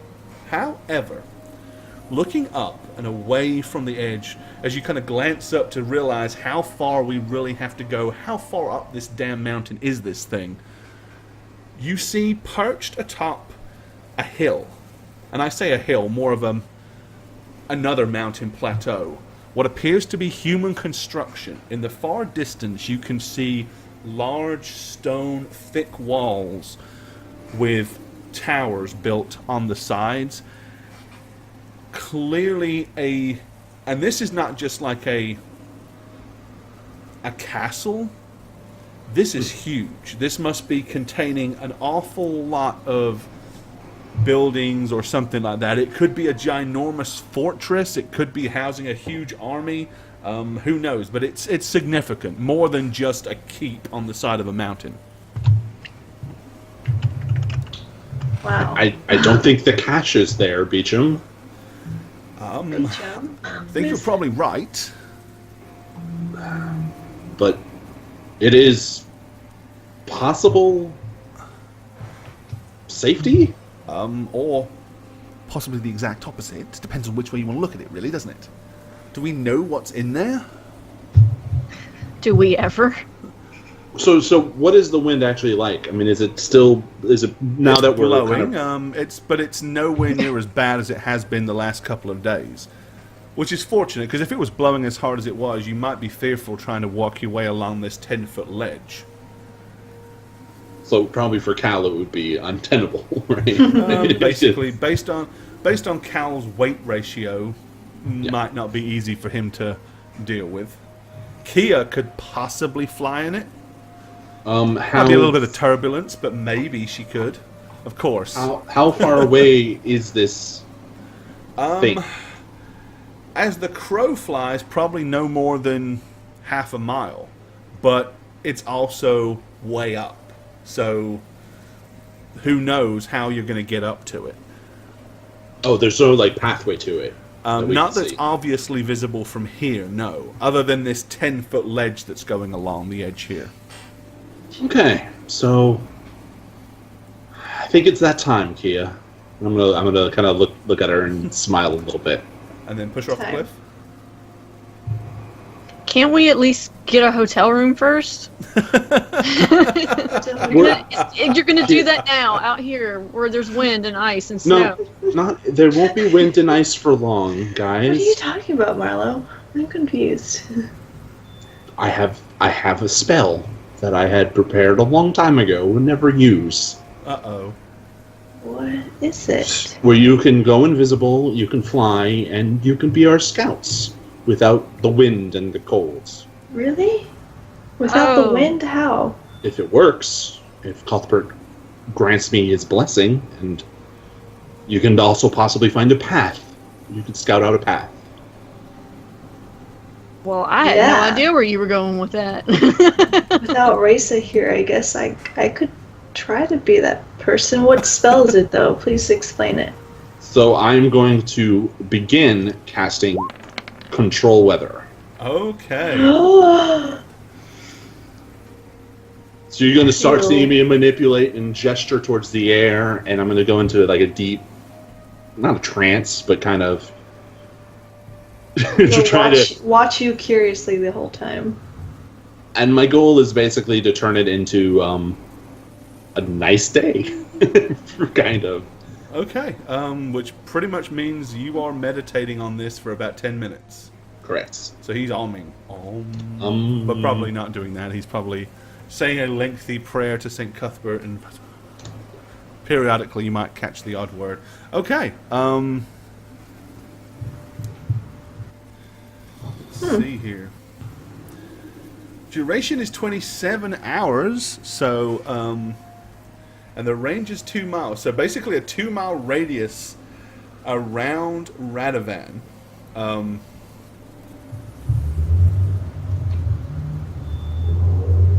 my god, Radovan summoned a truck. All right. That's amazing, Cuthbert. He's pretty cool. So basically your possible weather. Bearing in mind it's winter, right? Right. And you can call forth weather appropriate to the climate and season of the area you are in. Right, but I can also...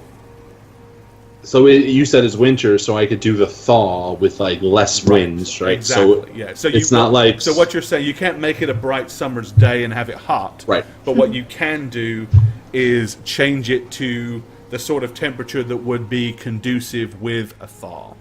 So, the wind in your 2-mile vicinity pretty much disappears and dies way, way down. To where it's barely noticeable at all. It's more like a slight breeze now than anything else. Did you just do that, Radovan? The temperature gets noticeably warmer. So yes, it's still bloody cold, but the air isn't chilling you anymore, and you begin to notice how much brighter everything seems. It's clearer up here. All the fog on the mountainsides in your 2-mile radius has vanished. And now it's much more like you're just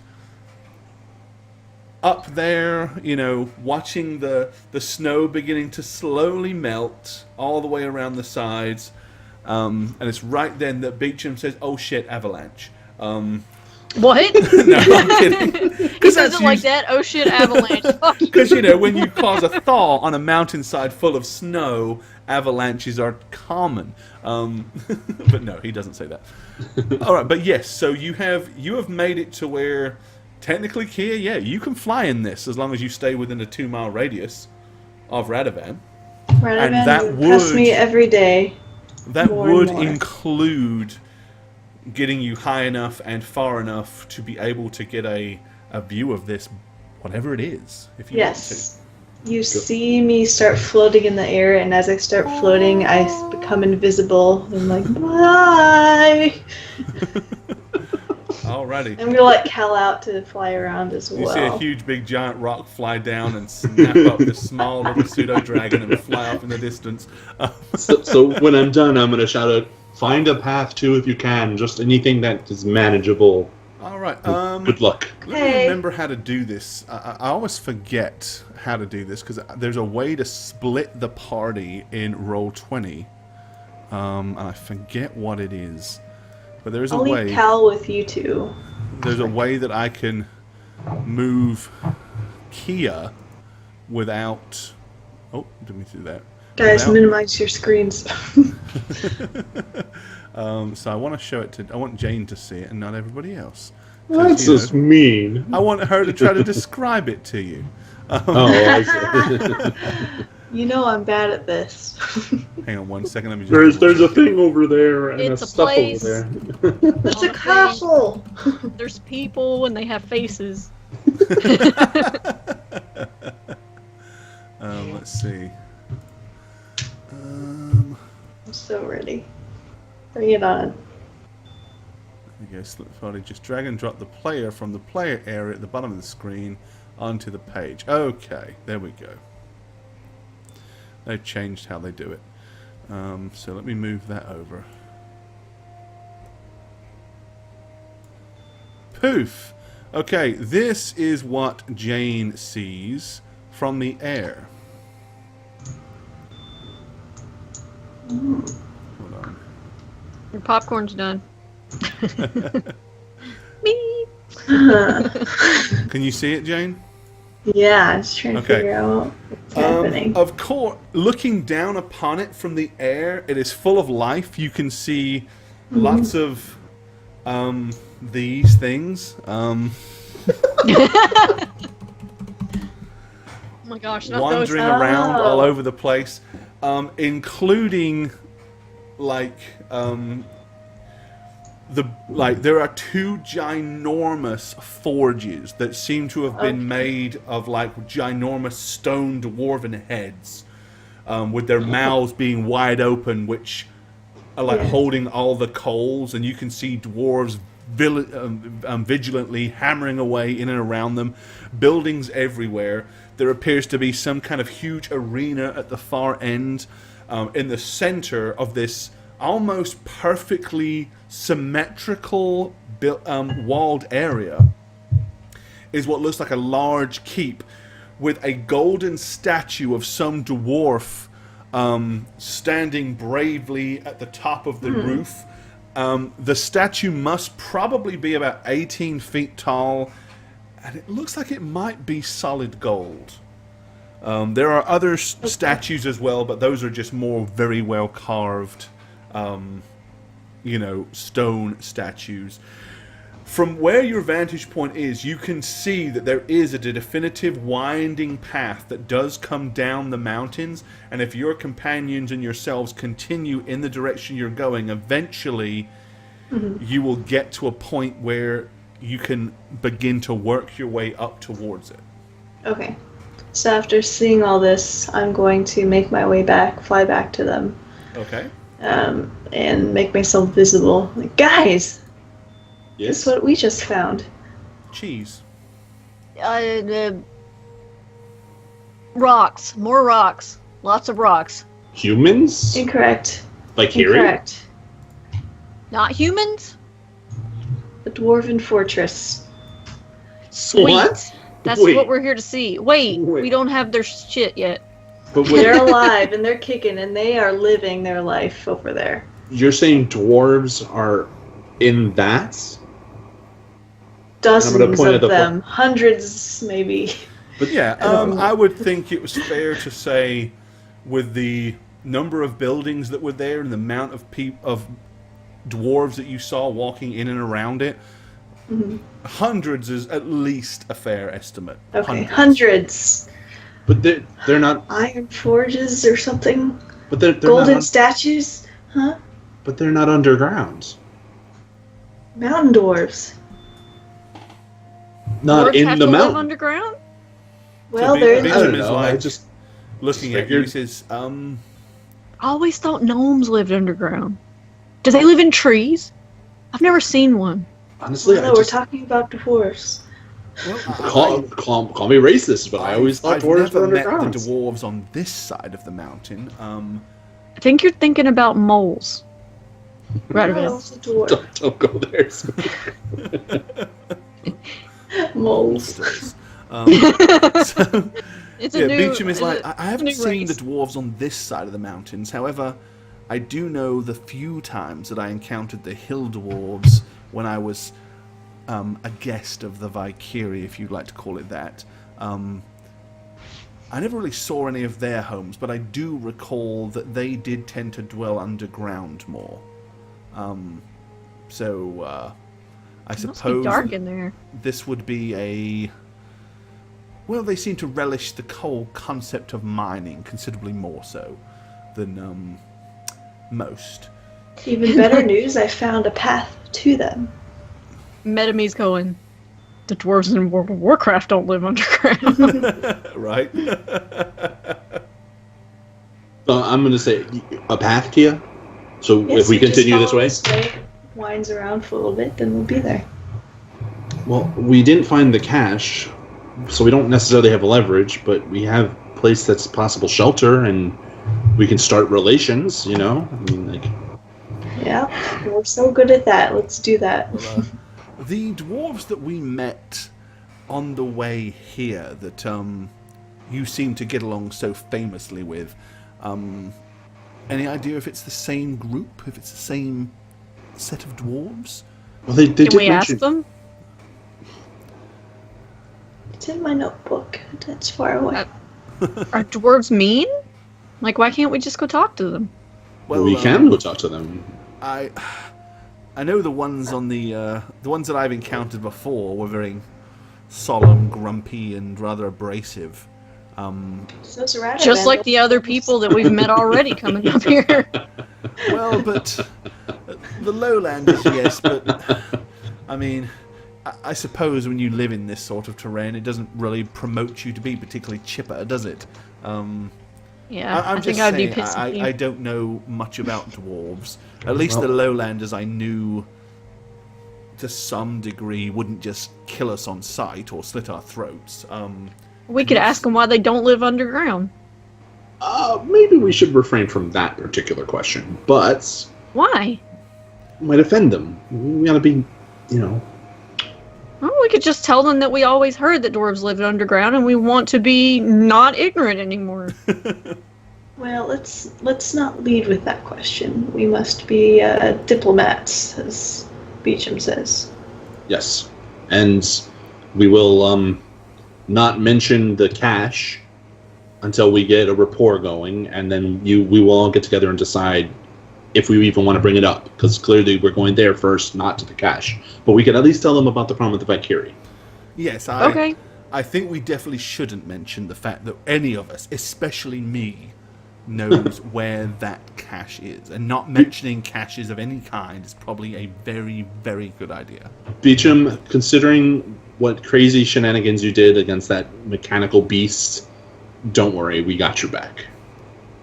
Oh, well, I mean, in that regard, we will not equate cash to you.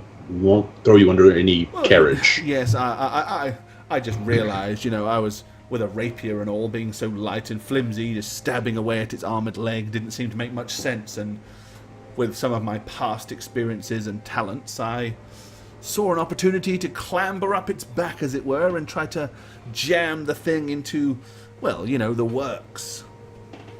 You did a great job. Well, yes, All of us did, actually. Risa would have been proud. I'm rather surprised that we all managed to emerge from that cave alive.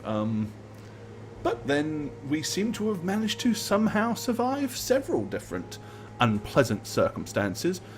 It could even be that your reputations are, well, obviously well-deserved. And I must confess, I've never witnessed the divine priestly powers of such an esteemed holy patronage as Sir Radovan here. I must say, quite honestly, that as impressed as I am with Marlowe's fighting prowess and Lady Kieliana's magic powers, to wield the will of a god, Can we wait until we get to a motel? even be able to make the weather just cease, I feel incredibly humbled. So to have praise from you that my actions in the situation with that colossus beast were of admiration to you is indeed great praise, and I promise to try to be more worthy of it in the future. I've started walking. Right. I'm going to hold out my hand to be like grasped in a soldierly fashion, with Beecham. Which he grabs it and kind of like almost dips down to one knee as he does it, but then he refrains like... I'm going to hoist, I'm going to, make it obvious that I have no intention of him going on one knee. He's just He's like, yes, Thank you. And may I say that as much as you have offered to have my back, you can trust that I will indeed have yours. Thank you for your bravery, Beecham. It's much appreciated. He says, well... Radovan's gonna have trouble walking now. His head's gotten so big that he's lopsided and falls off the cliff. God, I so wanted to say, well, Cuthbert is Bay right there, but I refrained. That's why I kind of covered my mouth.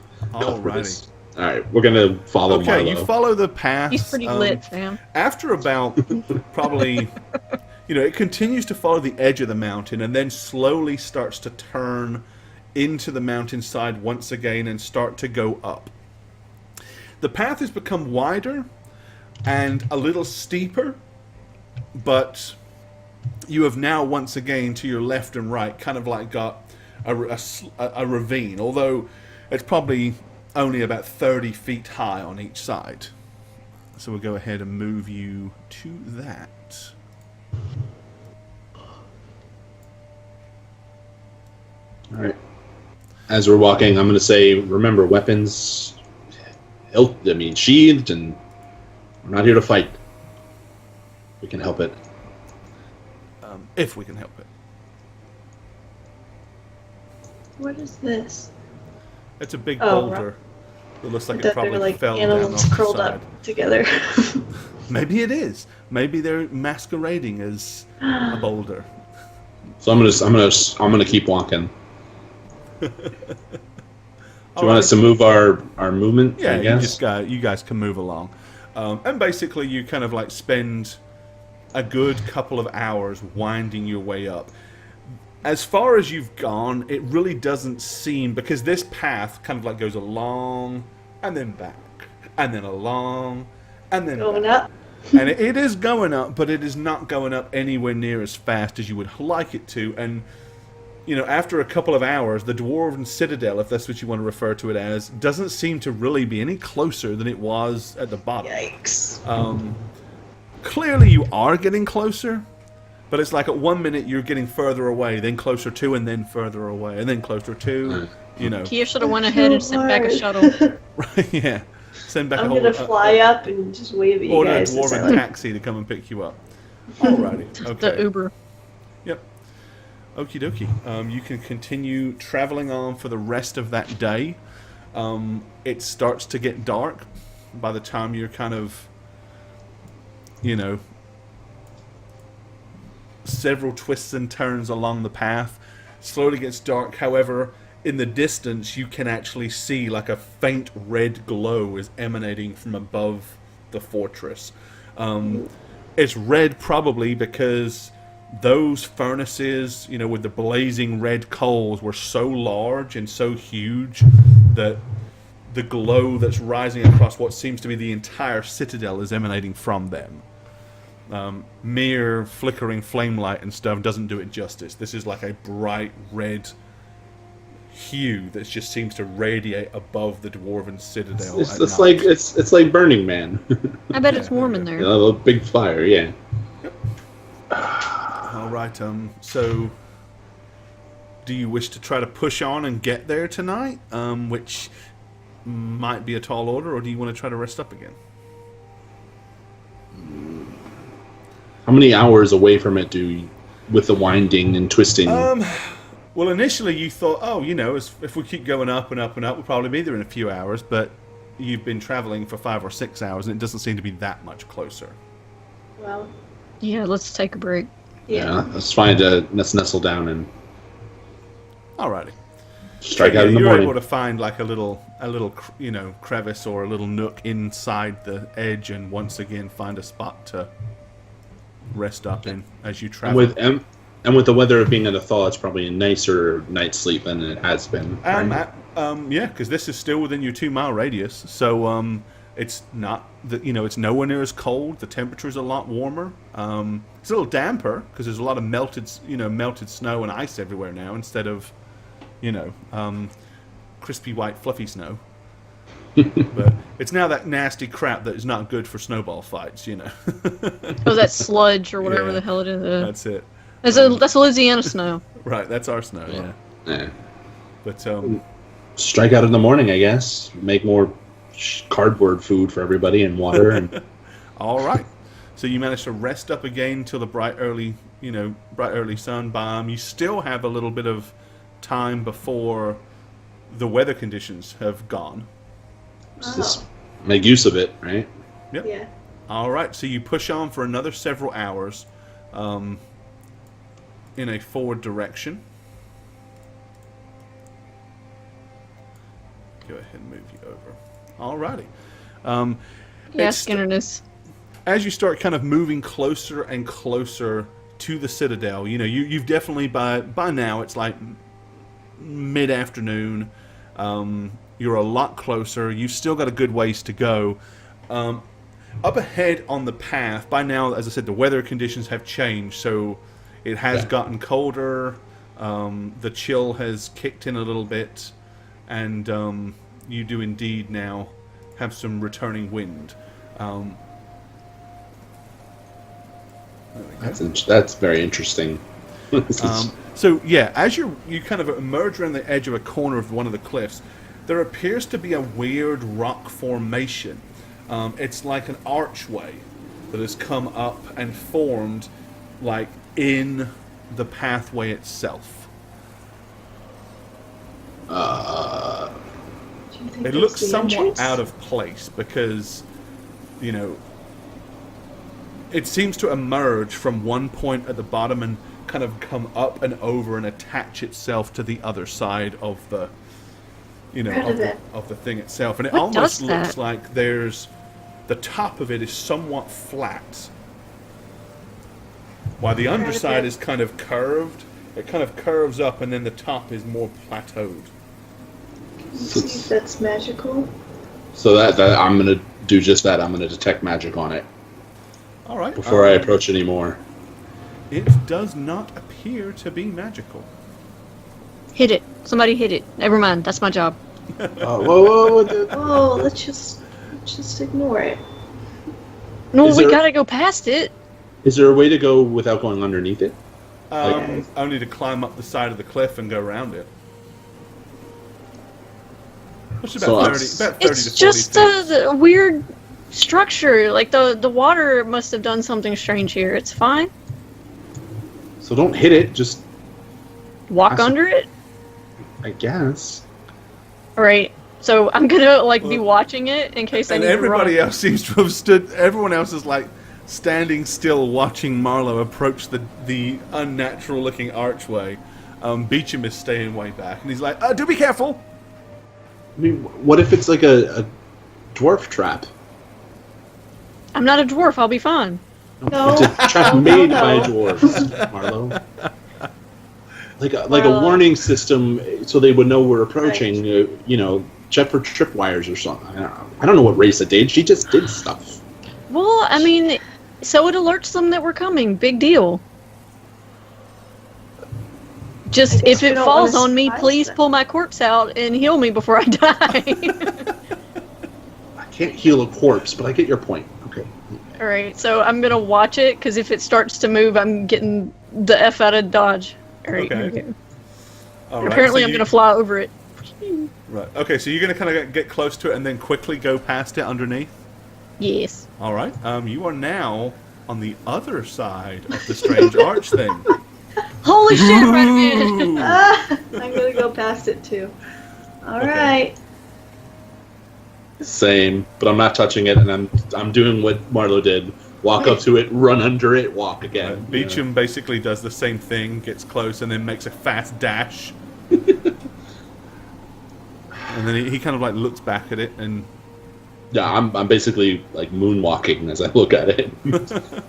I'm sideways walking like a crab, kind of just seeing if like a creature comes down and it's like a foot or something. Alright, so Radovan nay-nays through the...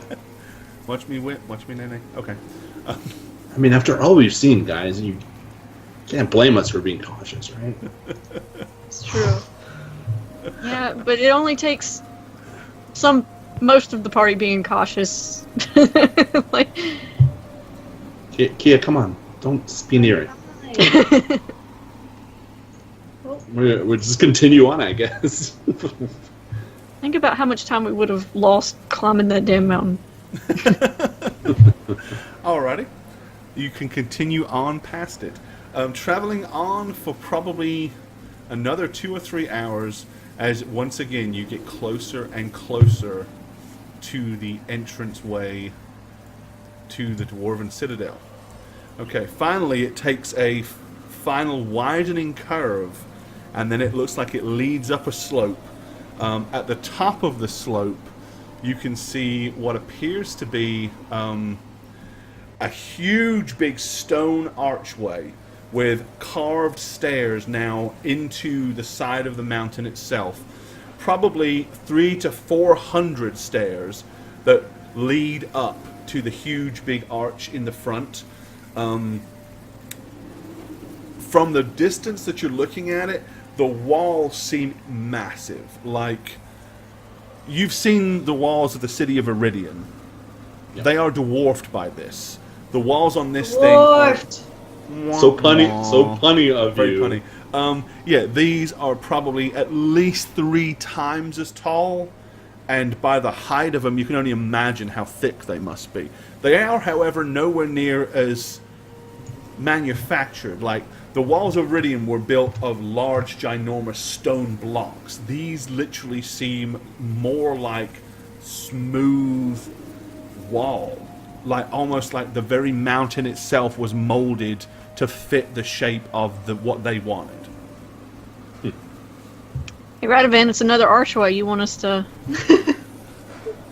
Just go. You know, I'm gonna stop healing you if you keep insulting me. No, you won't. I'd be surprised at how. I mean, I never use my comedy in a petty I useful can get. place. You won't. Hold on a second. Had an image for you, but I don't know that I've... Did I put it? Oh, mate, I think I might have loaded it in. Let me see. I did not. I'm sorry. I forgot to put it in. But I can describe it to you. What she said. I forgot. What? All right. So yeah, you're kind of, looking up at the start of the massive stairwell that leads up to the archway. Gonna approach, Okay. feeling very, very small. And begin to ascend the stairs. It's Guess okay, so. we'll see the dwarves soon. You won't feel small. Yeah, you'll be probably slightly larger than them. You'll be like the tallest guy there. Right. Okay. Great, your head's gonna get even bigger. It's it's coming to me. These guys aren't going to want to help us into our crusade. I mean, we haven't come across a single dwarf coming through these mountains on their path. How are we going to convince them that the Valkyrie are going to threaten? I mean, look at these defenses. I'm not sure they'd want anything up here. Yeah, it's like, hey, the Valkyrie are threatening down below. They'll just say, well, we're up here in our safe battlements. Well, maybe not all of the dwarves live up here. Maybe they have family that live in the ground, like your moles. Marlo, you're right, but also weird with the moles. Leave it alone. But we gotta come up with an angle to talk to these guys without mentioning the cash, obviously, but also what this threat can do to them, which doesn't look like much, but shit.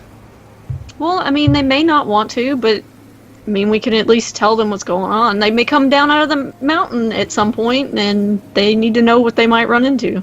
Right? That's true. So I'm going to start climbing the stairs with my head kind of bent and Plus, shoulders we can kind of tell slumped. them that we killed their whatever the hell that was down there, and they may want to build another one. Please don't say that thing was made by the dwarves. They might take offense to that. Hope not. Well, but we can say we defeated something that looks and was hulking and mechanical. We should have killed the bird and brought him a feather. They could probably use something like Right. that. Well, you said the bird might die, right? And starve to death. Yeah, but it'll probably die somewhere where nobody can reach it. Either that or fly off and find Can we just food enter somewhere the else. city? Just relocate, yeah. Totally, we'll just relocate. Maybe they'll go to the Valkyrie and start threatening them. And I'm gonna start chuckling as I Right. think of that idea. Alrighty. See these big claws, these huge ass wings? I'm coming for you. Alrighty, 1 second. Ass Okay, I've wings. got it. Alrighty, so basically this is what the entrance looks like. Woo! So as you kind of like approach this thing, you can see the stairs go all the way up to the huge stone archway, and then zoom it in a little bit. There. There are huge, big, ginormous, well-carved dwarven statues on either side, and the gates seem to be firmly locked or closed at the very least. So we're gonna get up to the. Is there like a knocker? Yeah, There knock, is, Radovan. You want me the to knock? only I can punch problem the shit with out the of the door. knocker is it's so impractical because it's about 15 feet off the ground and so huge and metal that it doesn't seem feasible that any dwarf or indeed anybody short of a giant could probably reach the thing and actually bash on it. Now, I can flurry of blows in the tune to 2 shaves and a haircut. Ding, ding, we ding, ding. could have Tia use her telekinetic power to make it go, but I don't know we want to show them that we can do something like that. Imagine how they'd react if we go to their gate and magically do something that might make them uneasy. What, like have Kia levitate up to the door knocker, or we she can could- stand on each other's shoulders. I'm just gonna take my shield and like bang it against the door. Okay, that's a Alright. good idea. You do so. It seems somewhat futile because the door is so thick that there's no echo or anything. It's like just Check But- for a doorbell. Sometimes Yeah. they have a knocker and a doorbell. I'm gonna start saying hello in Dwarvish, and I'm gonna shout it can you into speak the. Dwarvish? Yes, I can. Okay. All right. You shout hello in Dwarvish and are met with a speedily amount of silence. Should one of us have a beard?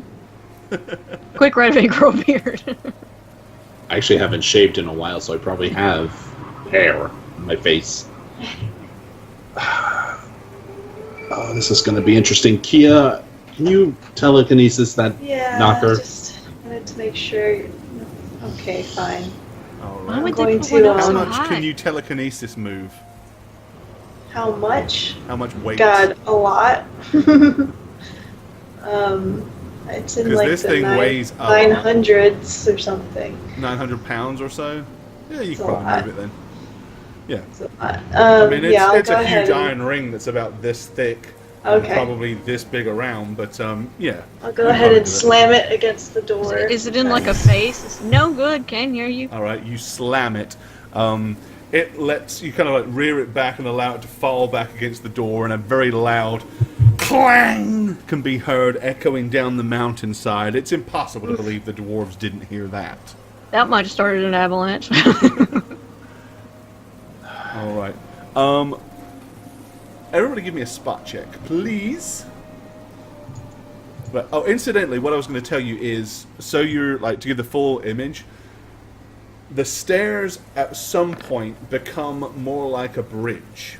Like, there's actually a sheer drop, like a cliff drop, by the walls. So if you can kind of imagine, as you get up to it, about 20 feet before you reach the... Well, actually, probably because about 80 feet before you reach the wall itself, the mountain drops away.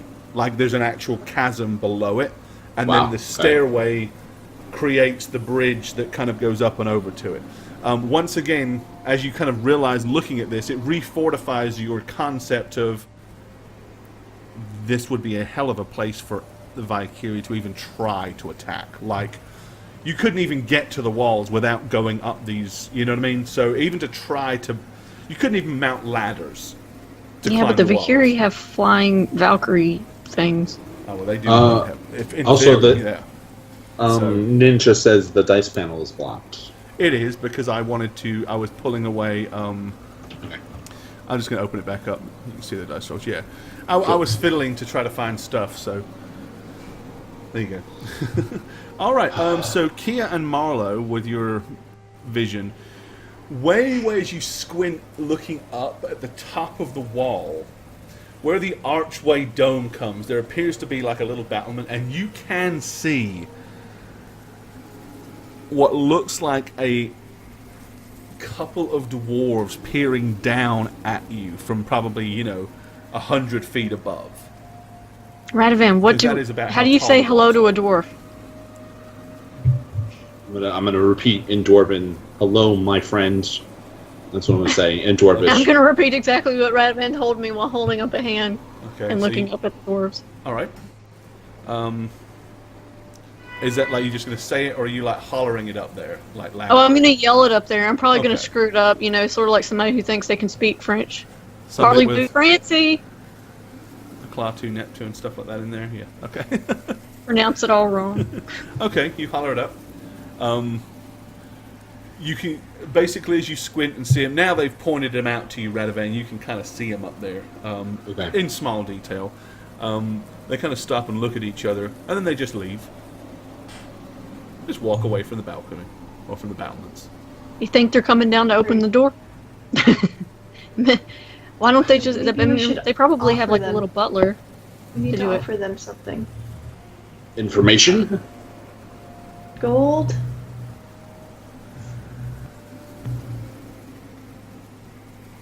I'm gonna keep looking up to see if they return to the battlements. Okay.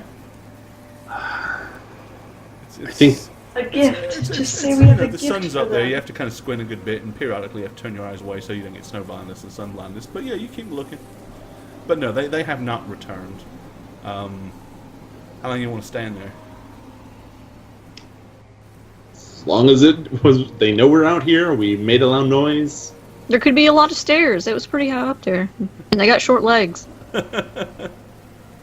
Yeah, I'm gonna wait for as long as is possible. I mean, They there's nothing should else to install really do, right? They need to Okay. install like a PA system or something. Alrighty. Eventually, after about 20 more minutes of you standing there, and yeah, Marlo, you are fairly accurate in your assumptions that it takes a while to get all the way from the top of that damn balcony down to the edge. If they were sturdy enough, they'd just jump and tuck and roll. Right, yeah. Right into a forge. That'll work. Well, no. There we go. Alrighty. Eventually, you hear a loud, echoing horn, like the horn resounding, just like...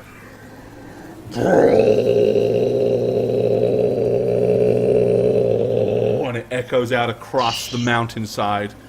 As that does so, you slowly hear the grinding of stone as the massive doors begin to slowly open. When I say slow, it takes about 5 minutes before they're actually wide enough that either or any of you can kind of even get a glimpse through them to the other side. But eventually, sprawled out before you, at the base of the massive gatehouse, is like the open streets that lead down through this huge colossal fortress. Rows and rows of stone buildings, all the way from one side to the other. The courtyard, the area, it has been meticulously kind of like placed stone by stone by stone, and then leveled and polished. As I said, the walls themselves, there are no gaps. There doesn't appear to have ever been any bricks. It's like solid stone walls from, all the way around this thing. The gates are finally open wide enough. You can see 4 dwarves standing on the other side. Each one of them has a large round metal shield with what appears to be like a single, like a huge big warhammer is on one side, like here, and then there's a spear that crosses it. So it's a hammer and a spear that are crossed. They are wearing very large, kind of flowery helms that have big, kind of flowing, bright blue strands of hair that come down off the back of the helms and lays on their shoulders. They have massive braided beards that come all the way down to their bellies. Metal breastplates cover their chests, but their arms are bare. And they appear to be wearing kind of like a thick hide breeches, but they have almost like some kind of ceremonial skirt that they're wearing above that. They all kind of stare and look at you solemnly as the gates open. They're not forming a line in front of the gate. It's like 2 to the left and 2 to the right, but they're slightly staggered so that they're kind of almost forming like a wedge that you'd have to walk through them at an angle, it's like they're funneling you closer to the center if you was to kind of wander through where they're standing. Right, without saying anything, they're all just staring at you. They're all just looking, and they've got these grimaces on their faces. One of them has a huge big scar across his nose, which is busted to the right, and he is chewing something, vigorously, and they are just glaring at you as you stand at their open gates. I'm going to repeat what Radovan told me in Dwarvish again. And I'm going to repeat it probably more clearly and well. Okay. And I'm going to give a half bow. Further past them in the streets, bow. you can see people, aka other dwarves, walking backwards and forwards in the distance past them in the streets themselves, just going about their regular everyday business. All right, so you say you're gonna wander in there? Oh, I said I was bowing. Oh, okay. Bowing. All right. See if I get a response from them. All right, you bow. At which point Beecham is looks at both of you and is and does the same. Seems to be a little unsure how to behave here, way more unsure than he was. It's like with the Lowlanders, he felt some level of confidence. He kind of understood them, not well, but here he seems completely lost and seems incredibly nervous. After you kind of bow, one of the dwarves just looks at the 2 at the front. They kind of look at each other. One of them takes 2 feet forward, spits on the floor, and then just nods. I'm going to spit on the floor too. And nod back. All right. Okay. And start walking in slowly. Okay. So as you're going in through the gatehouse, you realize that the walls must be at least 10 to 12, possibly even 15 foot thick like solid stone.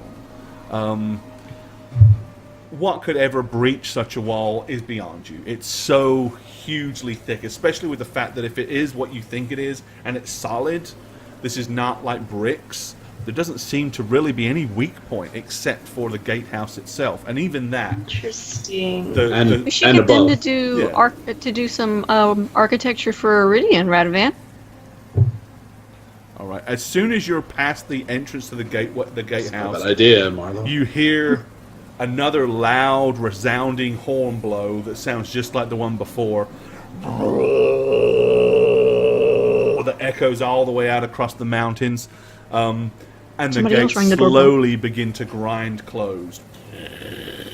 Maybe that's so nobody gets caught in it. From this side, you can see a team of 8 dwarves up on the top, behind, like on a balcony on the wall, pulling massive chains, these huge, big, thick forearms, and they're like, and as they're pulling these chains, you see massive, ginormous stone cogs are being turned, and the pulley system is what is making these doors slowly come to a close. Finally, the doors are sealed, and with that, the 4 dwarves approach you. You know, I don't think they did make that thing. It would have been made a lot sturdier, I feel. Probably out of rock. I would have been to punch it to death. Okay. Everybody give me a spot check.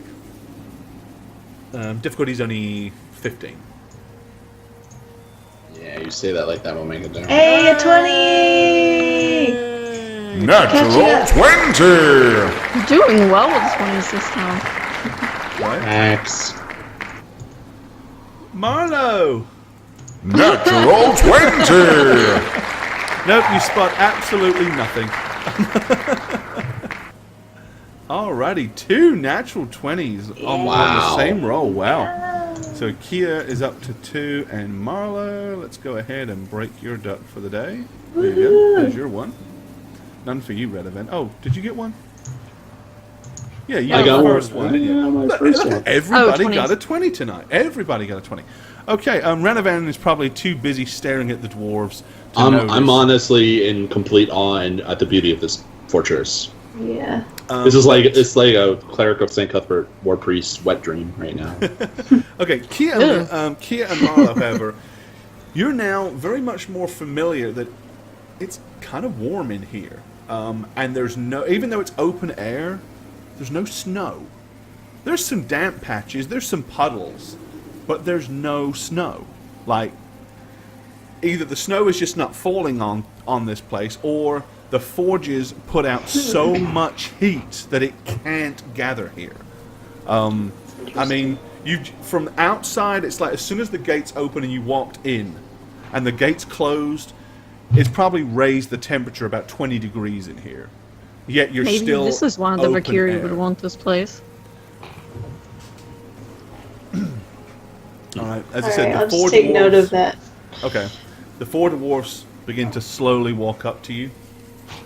They get with about 10 feet. They look at each other. Each Nice one pile of reaches bricks. down and pulls like a single-handed hammer from their belt, and then immediately, like almost like a synchronized unit, drop down into a low stance with their heads looking over the top. Their eyes get real kind of like squinchy as they're peering over the top of their shields, and they drop down into kind of like a battle stance with their hammers raised, and they look at each other and they go, and they suddenly start beginning to move towards you with their hammers my raised up with God. their left hands. Really? Yes, really, and that's where we're going to leave it for tonight. So, friend or foe, we will find out, won't we? Bludgeoned to death by hammers. Yeah, shouldn't have spat on the floor. Seriously. I'm not a fan of hammers.